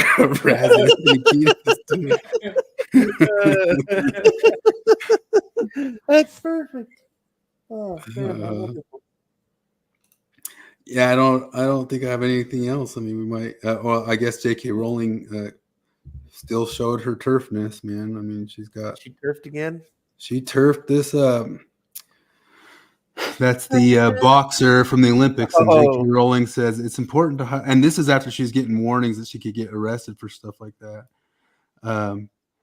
It's important to highlight that launching a PR campaign and applying layers of thick makeup requires far more time and effort than simply making DNA test results public. Man, I heard Richard JK. Dawkins talk about this week, and he kind of made the most, like, what sounded to me like the I don't know, the most simple, rational thing is like, I think that these probably have XY chromosomes. They probably think they're girls. They probably have like female appearing genitals. And like, just like it's very simple. It's like, the boxing should just be a chromosomal thing. Just make it a chromosomal categories instead of gender categories, and just like, and like, kind of like I haven't even really considered it that much, like, because people like, these men are frauds and they're pretending to be men. It's like, no, it's possible that they, as far as they know, they've only ever thought they were women, and here they are. That's sort of like, I don't know. We were talking about it in the chat, in the group chat a while ago. Like, that's pretty much the conclusion that a lot of us came to was, like, I feel bad for her because, like, I call her a woman. She thinks she's a woman. She was born. It sounds like, we don't know for sure, that she's just a woman-looking person who was born with XY chromosomes, and there's had no reason to believe she wasn't a woman growing up, and then all of a sudden she finds out that, and say, exactly. oh, that's so sad. Like, I'm so sorry you can't compete. Like, it's sad that you can't, but yeah, no, I mean, you can compete with, because the things like, like Richard Dawkins brings up, like, because there are these conditions where it's like, yeah, you can present like a vagina, but I think, what do they call it? Testicular feminization. I remember my science teacher telling me about this in the 90s. But like, they still have like the reach and the bones and the muscle and the density and all of the other things. they have internal testes, though. Like, it's like, and those are big advantages in boxing. I don't know, like, it is a really tough one, but also, like, that's the thing, though. It's like, look, there's a truth here, and that's like what J.K. Rowling is pointing out. It's like, look, you can just tell us what's up, because that's the thing. Is like, nobody thinks that people should be mistreated and blah blah blah, and we don't want her banned from life and blah, bathrooms, all this crap. Like, no, like, it's a simple thing. As boxing is, it's about fairness. It's about telling the truth. It's about the fact that, like, we've been getting contradictory messaging. Like, if it's no big deal, then just tell us what's up. Because it's no big deal. So tell us what's up. Elliot? Yeah. So here's that thing. I'll try to just play it in like little increments so we don't get in trouble for it. But just so you can see, like, first off, the Daily Show, John's definitely gone into stuff about making fun of, like, yeah, we for sure all love Kamala, right? And type stuff. But watch this. Basically, we're Latinos, Hispanics, we're Blacks, we're the LGBT community, we're women, we're poor. Everyone's welcome. Everyone's welcome. Except unless you own a corporation, or if you're a hunter, a gun owner, white males. Really, you want to lose all the white males? They're a bunch of gun-toting hillbilly tea partiers. That's all I have to say. Bang, bang, bang, bang, bang. I'm gonna pause it just for a second. Hold on a second. That's amazing. Bunch of jerk-offs, right? Definitely. How open are you? Well, open enough to include everybody. Oh, really? Who wouldn't you include? We wouldn't include those beer-toting fakers down in Florida, the Tampa convention guys. You know the types. Pot-bellied, church-going, small-minded, anti-science, bunch of 70 Sam hillbilly, whack job, evangelical, gun nuts. They don't want to hear a message of difference and of hope. What can you and I teach these whack jobs about inclusion? You go first. You can't teach them anything. Don't have a clue about science. You're questionable on Jesus. any kind of thought that Wow. involves more than 2 or 3 sentences. We are the Big Tent Party, and we will let most anybody in. Theater unless, kid. Of course, Yeah, no. they're carrying guns. Right. Who needs that 146 million people in your party? The Democratic Party, we don't stereotype, we don't generalize. Generalized because they're very narrow-minded people. Right. This has been historically the party of tolerance. Bill Murray. Teabaggers are the least tolerant group I have ever seen, Right. and they're destroying us. Can you say that more dismissively? Ugh. That reminds me of high school. Like, I was working at the theater, and this dude I worked with, he's like, "Hey, you want to see my new tattoo?" And I was like, "Yeah, sure." And he pulls up his sleeve, and it's the most redneck tattoo ever. It's the Grim Reaper, and it's flipping you off, and it says "Judge this." And he said, "I got it because I don't like being judged." And I was like, "No way, Clint." And he's like, "Yeah, Mormons are really judgmental." And I was like, "That's a very judgmental thing to say, Clint." And he's like, "Well, not you. You're one of the good ones." I was like, "Oh, okay. What about Rachel?" He's like, "She's also, yeah, she's cool. What about Jamie or Fred or Alan?" Like, no. Those are, I like basically named every Mormon we worked with, and he liked all of them. He's like, all of the Mormons he liked. But Mormons are judgmental. So much so I got a tattoo. I had the issue with one of my friends recently. He came into town from he hadn't been back in Utah since he was in high school. I went to high school with him, and he's been out of town. I lived in Vegas with him for a little while, so I've seen him since, but he hadn't come back to Utah since high school. And he came back and visited for a few days, and he was saying all this stuff because like all of our friends in high school who were friends with him, we were all just always friends, right? And he just started like saying stuff, and I don't even really know why he was saying it, because I just ended up questioning him later. He's like, all these Mormons, they were always judging me, but they're probably the ones with like the sexual weirdness. They're probably the ones going and looking for like the extra wives or jerking off to porn at night and doing all sorts of stuff. And he'd kind of repeat it again and again and again. But like they all judged me. They all thought I was this or that, but they were the ones with the weird sexual hangups. They're the ones doing the weird things. And then finally, like the day before he was going home, I was like, buddy, like all these friends, and we went and visited some of them. Kevin was even one of them. We like talked to him. We were all around each other all through high school. I've seen them since. They've asked about you since. Guess how many times I've heard them ask about what you're doing sexually? 0 times. None of them have ever said one thing that you must be some sort of sexual deviant. 0 times. But now if we stop and reverse this, how many times have you assumed all of them just in passing, even people you like and know you like, but you assume because they are Mormon or something, they must have some porn problem or something? How many times have you said they must be some sort of sexual deviant? And he goes, and you like these are your friends. You know they're your friends. You know Yeah. I hear the Mexicans have a really big problem with generalizing. Freaking Mexicans, man. Well, good to end on remembering the Mexicans are our main problem. That's right. Don't forget. All righty. I think that's about it. Troy says the object of life is not to be on the side of the majority, but to escape finding oneself in the ranks of the insane. Yeah. Marcus Aurelius and maybe Portsheim motto. Yeah, that's a good quote. My great-great-grandpa ran newspapers, and he had a motto that I don't know if it's a good motto, but I think it's a great motto, but I don't know if I can live by it. But he said the motto of his newspaper was independent in everything, neutral in nothing. Yeah. And once again, just to say with all the stuff, we still love the Mormons. The Mormons can be the Mormons.